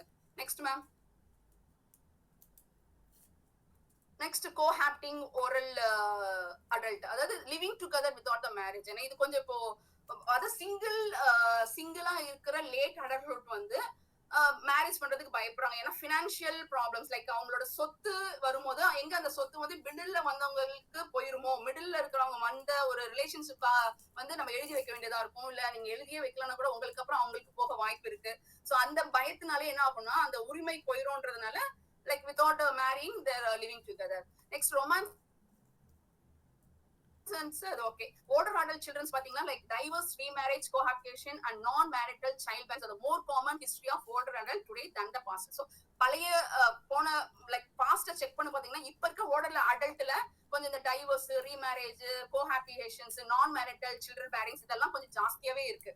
நெக்ஸ்ட் பாத்தீங்கன்னா அடல்ட் சில்ட்ரன்ஸ் என்ன பண்றாங்கன்னா, அது டாட்டர்ஸ்ல என்ன பண்றாங்க, பையன்களோட கொஞ்சம் ஓரளவுக்கு வந்து பேரண்ட்ஸை வந்து கொஞ்சம் கூடவே இருக்காங்க, பேரண்ட்டை கூட வச்சுக்கணும்னு நினைக்கிறாங்க, கொஞ்சம் சப்போர்ட் பண்ண நினைக்கிறாங்க, இமோஷனலாவும் சரி இல்லைன்னா பினான்சியலாவும் சப்போர்ட் பண்ண நினைக்கிறாங்க. இன்னொன்னு என்னன்னா லைக் ரொம்ப severely impact older adults may need help, like shopping போறது, ஹவுஸ் ஒர்க் பண்றது, transportation, house maintenance, bill paying, இதெல்லாம் வந்து அந்த ஓல்டர் அடல்ட்டோட சில்ட்ரன்ஸ் வந்து நவடேஸ் ஓரளவுக்கு அவங்க டேக் கேர் பண்ணிக்கிறாங்க. அப்புறம் great care and parenting.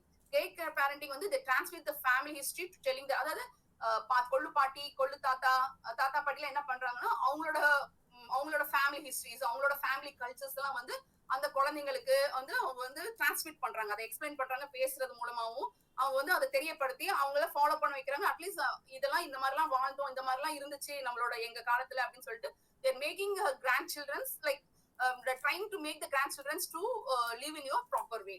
Next ma'am. So last இப்போ வந்து ஃப்ரெண்ட்ஷிப் எப்படின்னு பாத்தீங்கன்னா people choose close friend over new friend. அந்த வயசு அந்த 60 வயசுக்கு மேல பாத்தீங்கன்னா யாரும் புது friends they are not willing to have a new friends. அந்த பழைய ஃப்ரெண்ட்ஸை தான் பக்கத்துல க்ளோஸா வச்சுக்க பாக்குறாங்க. அதே மாதிரி கிவ் அண்ட் டேக், ஃப்ரெண்ட்ஷிப் வந்து ஒரு கிவ் அண்ட் டேக்கா இருக்கணும். சோ அந்த மாதிரி அவங்க ட்ரஸ்ட் வர்த்தியா இருக்கிற ஃப்ரெண்ட்ஷிப்பை தான் அவங்க பக்கத்துல வச்சுக்கிறாங்க. Next intimacy of another important benefit of friendship of older adult. Next அதாவது நம்ம ஃபேமிலி கிட்ட ஷேர் பண்ண முடியாத விஷயத்த கூட நம்ம ஃப்ரெண்ட்ஸ் கிட்ட ஒரு நம்பிக்கை ட்ரஸ்ட்ஃபுல்லா நம்மளால ஷேர் பண்ண முடியும் அப்படின்னு நினைக்கிற ஃப்ரெண்ட்ஷிப்பை தான் அவங்க பக்கத்துல வச்சுக்கிறாங்க. ஸோ தென் லைக் எப்படின்னு பாத்தீங்கன்னா they revolve ஒரு ப்ரெஷர், அதாவது அவங்களுக்கு ஒரு சந்தோஷம், ஒரு ஜாலி, ஒரு டைம் ஸ்பெண்டிங்க்கு வந்து டைம், அதுக்கு வந்து அவங்க வந்து ஃப்ரெண்ட்ஸ் ஃபேமிலியோட they prefer mostly வந்து ஃப்ரெண்ட்ஷிப், அந்த க்ளோஸ் ஃப்ரெண்ட்ஷிப் சர்க்கிள் அவங்க வந்து ரொம்பவே விரும்புறாங்க. Friendship has a great positive effect on the older peoples. அது உண்மைதான். Friendship வந்து the great positive effect on older people's well-being. But when the family relations are அங்க ஒரு ஃபேமிலி ரிலேஷன் இல்ல, அங்க புவரா இருக்கு, இல்ல அவங்க கிட்ட ஃபேமிலி ரிலேஷன்ஷிப் இல்ல, ஆப்சென்டா இருக்குன்ற இடத்துல இந்த ஃப்ரெண்ட்ஷிப்போட ரோல் வந்து அங்க கொஞ்சம் ஜாஸ்தியாவே அங்க அவங்க லைஃப் சைக்கிளுக்கு வந்து அது ரொம்பவே ஹெல்ப்ஃபுல்லா இருக்கு. நெக்ஸ்ட் ரிலேஷன்ஷிப் வித் சிப்ளிங்ஸ்ல பாத்தீங்கன்னா பிரதர்ஸ் அண்ட் சிஸ்டர்ஸ் நம்ம கூட இருக்காங்கன்னா மோஸ்ட்லி இந்த அடல்ட்ஸ் நம்ம பிரதர்ஸ் அண்ட் சிஸ்டர்ஸ் நம்மளோட வயசுக்கு ஒத்தாப்புல இருக்கிற பிரதர்ஸ் சிஸ்டர்ஸ் பண்ணி ஒரு ஸ்டேஜுக்கு மேல நமக்கு இமோஷனல் சப்போர்ட்ஸ்க்கு அப்புறம் பினான்சியல் சப்போர்ட் கூட இருக்காங்க. முக்கியமா வந்து sisters brothers compare sisters are more like பாண்டிங்கா இருக்கிறாங்க. பிகாஸ் ஏன்னா பிரதர்ஸ் வந்து ஏதோ பழைய விரோதத்தை எல்லாம் கூட சில டைம் சில பேர் அதை இன்னும் அந்த விரோதத்தை அப்படியே கண்டினியூ பண்றவங்களும் இருக்காங்க. அதை நினைச்சிட்டு அதையே யோசிச்சுட்டு அதுக்காக அதனாலேயே ஒரு மாதிரி லைக் கனெக்ஷன் இல்லாம இருக்கிறவங்களும் இருக்காங்க. ஸோ சிப்லிங்ஸ்ல நெக்ஸ்ட் பாத்தீங்கன்னா நம்ம இப்போ being active is very special important of success. அதாவது கன்க்ளூஷன் என்னன்னு பாத்தீங்கன்னா ஒரு பாசிட்டிவான ஒரு லேட் அடல்ட்ஹுட் நீங்க வாழணும். ஒரு பாசிட்டிவா நீங்க இப்ப நீங்க ரிட்டையர் ஆயிட்டீங்க, ரிலேஷன்ஷிப்ல நிறைய சேஞ்சஸ் உங்க லைஃப்ல நடக்குது, பினான்சியலா நிறைய அட்ஜஸ்ட்மெண்ட் பண்ண வேண்டியிருக்கு, ரிலேஷன்ஷிப்பா, ஃப்ரெண்ட்ஷிப்பா, மெமரிஸ்ல நிறைய சேஞ்சஸ், பிசிக்கல் நிறைய சேஞ்சஸ் இருந்தாலும் உங்களோட லைஃப் வந்து பாசிட்டிவா ஹெல்த்தியான ஒரு ஓல்டர் அடல்ட் வேணும்னா கண்டிப்பா உங்களோட லைஃப் ஸ்டைல நீங்க மாத்தி தான் ஆகணும். அந்த லைஃப் ஸ்டைல ஹெல்த்தியா வச்சுதான் ஆகணும். உங்களோட மென்டலை ஸ்டிமுலேட் பண்ணணும். நீங்க ஃபிளெக்சிபிலிட்டியா வச்சுக்கணும், பாடியை ஃபிளெக்சிபிலிட்டியா வச்சுக்கணும். உங்க வந்து ஒரு பாசிட்டிவான ஸ்கில்ஸை லேர்ன் பண்ணிக்கணும், ஒரு நல்ல குட் சோஷியல் ரிலேஷன்ஷிப் வச்சுக்கணும், நல்ல சப்போர்ட், நீங்களும் சப்போர்ட்டா இருக்கணும், நல்ல சப்போர்ட் ஆனவங்களையும் பக்கத்துல வச்சுக்கணும். ஸோ இந்த மாதிரி உங்களோட healthy food, healthy diet, healthy life styles வச்சு நிச்சயமா டிசீஸ் வந்து உங்க ஆப்சன்ஸா இருக்கும். then you will be having a successful aging. next ma'am. So அவ்வளவுதான் இதுக்கு क्वेश्चंस. இப்ப இந்த 3 லெசன்ல பாத்தீங்கன்னா ஃப்ரீக்வெண்டா ஒரு 5-6 क्वेश्चंस ஃப்ரீக்வெண்டா கேக்குறாங்க. அதுல பாத்தீங்கன்னா what is menopause in middle லைஃப்ல இருக்க அந்த மெனோபாஸோட சேஞ்சஸ் கேக்குறாங்க. சோ மெனோபாஸ் ஆல்ரெடி பண்ணி சொல்லிட்டேன். பெரிய மெனோபாஸ் தட் இஸ் ஆரம்பிக்கிற பீரியட் ஸ்டாப் சொல்லுவாங்க. மெனோபாஸ் அப்புறம் கிளைமேட்ரிக், அதாவது decline of your fertility stage தான் வந்து கிளைமேட்ரிக்னுவாங்க. அப்புறம் ஹெச்ஆர்டின்றது ஹார்மோன் ரீப்ளேஸ்மெண்ட் ட்ரீட்மெண்ட். இதெல்லாம் நீங்க எக்ஸ்பிளைன் பண்ணணும். பண்ணீங்கன்னா அந்த மெனோபாஸ் பத்தி எக்ஸ்பிளைன் பண்ணலாம். நெக்ஸ்ட் क्वेश्चन பாத்தீங்கன்னா சைக்கோ சோஷியல் டெவலப்மெண்ட் இன் மிட் லைஃப் என்னென்ன ஹைலைட்ஸ் அப்படின்னு பாத்தீங்கன்னா சைக்கோ சோஷியல் டெவலப்மெண்ட்ல இந்த எரிக் ஸ்டேஜ், ஜெனரேட்டிவ் ஸ்டாக்னேஷன் அதை சொல்லணும். அப்புறம் அந்த மிடில் ஏஜோட லவ், மேரேஜ், டைவர்ஸ் அது நடக்கிற விஷயத்த சொல்லணும், சேஞ்சஸ். அப்புறம் அந்த எம்டி நெஸ்ட் ரீஃபில்லிங் சொன்னேன் இல்லையா, அதாவது ஒரு பொண்ணை கல்யாணம் பண்ணி கொடுத்துட்டா நம்மளோட கிட்ஸ் வந்து வெளியே போனதுக்கு அப்புறம் அங்க ஒரு வெறுமை, அங்க ஒரு எம்டினஸ் ஃபீல் ஆகும் அந்த மேரிட் கப்பிள்ஸ் நடுவுல. சோ அந்த சொல்லணும் எம்டி நெஸ்ட் ரீஃபில்லிங். அப்புறம் சிஃபிலிக் ரிலேஷன்ஷிப், ஃப்ரெண்ட்ஷிப்ஸ் பத்தி சொல்லணும். கிராண்ட் பேரண்டிங், இது வந்து psycho social development mid life. Next question பாத்தீங்கன்னா what are the physical changes that is evident in mid life. Mid லைஃப்ல இருக்கிற பிசிக்கல் சேஞ்சஸ் நம்ம சொன்னோம் இல்லையா, விஷுவலா மூஞ்சி சுருக்கும், hair thinning, greyness of hair, அதெல்லாம் சொல்லணும். அப்புறம் ஸ்ட்ரென்த், நம்மளோட மசில்ஸ், போன்ஸ் என்ன மாதிரி இருக்கும், ஸ்ட்ரென்த், விஷன் அண்ட் ஹியரிங் என்ன சேஞ்சஸ் நடக்குது, கார்டியோவாஸ்குலர் சிஸ்டம்ல என்ன சேஞ்சஸ், லங்ஸ்ல ஒரு எலாஸ்டிக் போறனால பிரீத் கம்மி ஆகுறது, அப்புறம் ஸ்லீப், அந்த 7 to 8 hours of sleep compulsory, அது அங்க கம்மி ஆகுறது. இதுக்கு ப்ரிகாஷன் பாத்தீங்கன்னா நம்மளோட life styles, health, training, exercise, aerobic, diet, regular sleeps, இதெல்லாம் அந்த பண்ணோம்னா நம்ம இந்த மேல இருக்கிற நம்ம அந்த டிட்டோரேட் ஆகிற ஹெல்த் எல்லாம் வந்து நம்ம ஓரளவுக்கு ஸ்டெபிலைஸ் பண்ண முடியும். அடுத்தது பாத்தீங்கன்னா physical changes in late adulthood. Late அடல்ட்ல என்னென்ன சேஞ்சஸ் நடக்குதுன்னு பாத்தீங்கன்னா பிரெயின் ஏஜிங் ஆகுது. அதாவது என்னது, வெயிட், பிரெயினோட வெயிட் வந்து கம்மி ஆகுறது, 10% கிட்ட கம்மி ஆகுமா because of loss of neuron cells. So அதை சொல்லணும். அப்புறம் சென்சரி சைக்கோமோட்டர் ஃபங்க்ஷனிங், விஷன்ல பாத்தீங்கன்னா கேட்ராக்ட், மேக்குலர் அண்ட் குளுக்கோமாஸ், இந்த மாதிரி கண்ணுல நடக்கிற சில டிஃபெக்டால நமக்கு விஷன்ஸ் கம்மி ஆகுறது எக்ஸ்பிளைன் பண்ணணும். இயரிங், டேஸ்ட், ஸ்மெல் டிட்டோரேட் ஆகும் because of taste bud lost. அப்புறம் ஸ்ட்ரென்த், மசிலோட ஸ்ட்ரென்த். ஸோ இதெல்லாம் பாத்தீங்கன்னா physical changes in late adulthood அந்த क्वेश्चंसக்கு ஆன்சர். அடுத்தது இது இன்னொன்னு பாத்தீங்கன்னா இது 5 மார்க்ஸ்ல பார்த்தேன். Like treatment for your Alzheimer disease, symptoms, causes and treatment for your Alzheimer's. இதுக்கு நீங்க அந்த நியூரோ ஃபெர்புலரி டேங்கிள் சொல்லணும், அமிலாய்ட் பிளாக் பத்தி மென்ஷன் பண்ணணும். அப்புறம் அதோட ட்ரீட்மெண்ட்க்கு என்ன ட்ரக்ஸ் எடுத்துக்கிறாங்கன்னு சொல்லணும். ஆனா very important, there is no treatment for the Alzheimer's disease. You can only slow its process but you cannot reverse its damage. next ma'am. அடுத்த क्वेश्चन பாத்தீங்கன்னா memory changes in late adulthood. நம்ம அங்க படிச்சோம், நான் சொன்னேன் இல்லையா, இந்த மாதிரி மெமரி சேஞ்சஸ் இன் லேட் அடல்ட்ஹுட்ல முதல்ல நம்ம சொல்ல வேண்டியது 2 ஷார்ட் டேர்ம் மெமரி, அதாவது அப்போதைக்கு இமீடியட்டா மெமரியில பதியுறது, ஷார்ட்டா விசுவலா சரி, இயரிங்கா சரி. அப்புறம் லாங் டேர்ம் மெமரி, அது நம்ம லாங் டேர்மா நம்ம மெமரியில ஸ்டோர் ஆகுறது. அதுக்கு division, declarative, non declarative types இருக்கு இல்லையா, அதை மென்ஷன் பண்ணணும். இது வந்து memory change of adulthood. Next பாத்தீங்கன்னா discuss about the adjustment to the ageing. எப்படிலாம் நம்ம வாழ்க்கையை அட்ஜஸ்ட் பண்ணணும் ஏஜ் ஆக what are the adjustment we have to make அப்படின் போது தான் நம்ம இங்க இருக்கு. அதாவது என்னதான் டி என்கேஜ்மெண்ட், என்ன நீ வேலையை ரிட்டையர் ஆனோடனே நீ கம்ப்ளீட்டா அதை விட்டு நீ டிஸ்கனெக்ட் ஆனாலும், but you have to be active in social and also physical. So அது சொல்லணும், social activity, physical activity and continuity theory. இப்படி பண்ணீங்கன்னா நம்மளோட ஹெல்த், நம்மளோட ஏஜ் டைம்ல கூட நம்ம ஆக்டிவா இருக்கலாம். நெக்ஸ்ட் பாத்தீங்கன்னா அப்புறம் அந்த அட்ஜஸ்ட்மெண்ட் ஆஃப் ஏஜிங்ல நீங்க வந்து ஆப்டிமேஷன் சொல்லணும், காம்பன்சேஷன் சொல்லணும், அதுக்கப்புறம் அசிமுலேட்டிவ் அண்ட் அகாமடேட்டிவ் ப்ராசஸ் அதை பத்தி எக்ஸ்பிளைன் பண்ணணும். நெக்ஸ்ட் ஒர்க் ரிட்டையர்மெண்ட் லெஷர் இன் லேட் லைஃப். அதுல क्वेश्चंस கேட்டாங்கன்னா அப்போ நம்ம அதுல சொல்ல வேண்டியது பாத்தீங்கன்னா ரிட்டையர்மெண்ட்க்கு அப்புறம் என்னென்ன செய்ய போறோம், பினான்சியலா என்ன பண்ண போறோம், ரிட்டையர்மெண்ட் லைஃப்க்கு அப்புறம் என்னென்ன மாதிரி சேஞ்சஸ் பண்ண போறோம் நம்மளோட லைஃப்ல, like family focused life style, balanced investment, என்னென்ன லெஷர், என்னென்ன சீரியஸா நம்ம லெஷரிங் டைம், என்னென்ன ஹாபிஸ் நம்ம கிரியேட் பண்ணி எப்படிலாம் நம்ம லைஃப் அட்ஜஸ்ட் பண்ணி பேலன்ஸ் பண்ணி வாழ போறோம், அது நம்ம இந்த இதுல வரணும். Next name and define the 8th stage of psycho social development. இது அந்த ஃபர்ஸ்ட் ஸ்லைட்ஸ்ல நம்ம பார்த்தோம், 8 ஸ்டேஜ் ஆஃப் எரிக்ஷன்.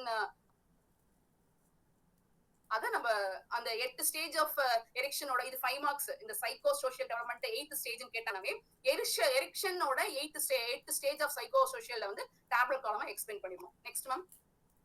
இது வந்து இந்த கொஸ்டின் ஆக்சுவலா இது அடிக்கடி பார்த்தேன் கொஸ்டின். ஆனா இது வந்து இதுக்கு ஆன்சர் வந்து நம்ம புக்ல இல்ல. இந்த 3 சாப்டர் நான் படிச்ச வரைக்கும் இல்ல. அதெல்லாம் நான் தனியா எடுத்து எழுதியிருக்கேன். என்ன கேட்டிருக்காங்கன்னா நான் மேரிட்டல் ஸ்கின்ஷிப். மேரேஜ்னு அது எல்லா இடத்துலயுமே இருக்கு. மேரேஜ், டைவர்ஸ் அப்படிலாம் இருந்தாலும் இப்ப மேரேஜே ஆகாம ஒரு ஸ்கின்ஷிப் இருக்கும், ஒரு ரிலேஷன்ஷிப் இருக்கும்ல. அது எந்த அளவுக்கு இந்த லேட் அடல்ட்ஹுட்ல எந்த அளவுக்கு அவங்களுக்கு வந்து ஹெல்ப்ஃபுல்லா இருக்கு, எந்த அளவுக்கு அது இம்பார்ட்டன்ட் ரோலா இருக்கு அப்படின்னா, அது மேரேஜுக்கு சம்பந்தம் இல்லாம இருக்கிற ஒரு ஸ்கின்ஷிப், ஒரு ஒரு ரிலேஷன்ஷிப். அதெல்லாம் என்னென்னு பாத்தீங்கன்னா சிப்லிங்ஸ், அப்புறம் ஃப்ரெண்ட்ஸ், நெய்பர்ஸ். ஸோ அப்புறம் அதர் நான் ஸ்கின்னு பாத்தீங்கன்னா நம்ம அதாவது நமக்கு கூடவே இருந்து நமக்கு இந்த டிரான்ஸ்போர்டேஷனுக்கு, ஷாப்பிங்க்கு, ஹவுஸ் ஹோல்டு கோர் வாங்குறதுக்கெல்லாம் ஹெல்ப் பண்றவங்க, that is practical assistance. So இவங்கெல்லாம் என்னது, இவங்கெல்லாம் நான் மேரிட்டல் ஸ்கின்ஷிப். இவங்க எல்லாம் எப்படி நமக்கு வந்து சோஷியல் சப்போர்ட் பண்றாங்க, இமோஷனல் சப்போர்ட் பண்றாங்க, ப்ராக்டிக்கலா நமக்கு எப்படி சப்போர்ட் பண்றாங்கன்னு சொல்லிட்டு அவங்கள பத்தி அந்த ரிலேஷன்ஸ் பத்தி நான் மேரிட்டல் ஸ்கின்ஷிப்ன்றது sibling, friends, neighbours and other non ஸ்கின்ல வந்து பாத்தீங்கன்னா ப்ராக்டிகல் அசிஸ்டன்ஸ் அவங்கலாம் வரணும். ஸோ இத பத்தி இதெல்லாம் என்ன அப்படின்னு பாத்தீங்கன்னா, இந்த ரிசர்ச் பண்ணீங்கன்னா யாரெல்லாம் வந்து அடல்ட் லைக் ஓல்டர் அடல்ட் வந்து அன்மேரிட், கல்யாணம் ஆகாம இருக்கிறவங்க, டைவர்ஸ் ஆனவங்க, விடோவா, சிங்கிளா இருக்கிறவங்களுக்கு எல்லாம் வந்து இந்த நான் மேரிட்டல் ஸ்கின்ஷிப்ல இருக்கிற அந்த ரிலேஷன்ஷிப் வந்து அவங்களுக்கு ரொம்பவே ஹெல்ப்ஃபுல்லா இருக்கும். இமோஷனலி சரி, சைக்காலஜிக்கலும் சரி, அவங்களுக்கு வெரி இமோஷனல் ரொம்ப நல்லாவே இருக்கும். ஸோ அவங்களோட அவங்க லைஃப் வந்து சாட்டிஸ்பாக்சனா அமையறதுக்கு, அந்த லோன்லினஸ் இல்லாம சாட்டிஸ்பாக்சனா அமையறதுக்கு இந்த நான் மேரிட்டல் ஸ்கின்ஷிப் வந்து ரொம்ப ஹெல்ப்ஃபுல்லாவே இருக்கும். That's it ma'am. Thank you ma'am.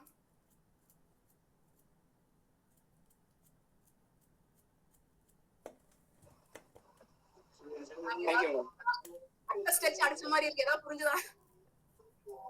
ஓ, ரொம்ப புரிஞ்சிச்சு மேம். நான் கொஞ்ச நேரம் ரிட்டையர்மெண்ட்டுக்கு போயிட்டு வந்துட்டேன் மேம். அது எப்படி நான் இது படிக்கும் போது எனக்கு நான் படிக்கிற மாதிரி இருக்கு. ரிட்டையர்மெண்ட் லைஃப்க்கே போயிட்டு வந்த மாதிரி. இல்ல எனக்கு நீங்க சைடு எடிட்ஸ் மட்டும் டப்பா அடிங்க, மத்ததெல்லாம் நம்ம தான் அப்படியே நம்மள பத்தி எழுதி வைப்போம். ஆமா, சத்தியமா ரொம்ப ஜாலியா இருக்குப்பா. நான் கூட கொஞ்சம் பயந்துட்டு தான் இருந்தேன், சைக்காலஜி, எம்எஸ் சைக்காலஜி தேவையில்லாம எடுத்துட்டோமோன்னு. ஜாலியா தான் இருக்கு. நல்லா இருக்கு மேம். ரொம்ப இன்ட்ரெஸ்டிங்கா எடுத்தீங்க. Okay, thank you so much ma. Take care everyone. Bye. Thank you. Actually நீங்க எல்லாம் கொஞ்சம் ஸ்டே பண்ணோம் because Chitra ma'am wants to complete another ஒரு 10 minutes of the 16th lesson. So just for 10 minutes தான். So I'll change. With that the whole book is over. Would you mind staying back ஒரு 10 நிமிஷம் 15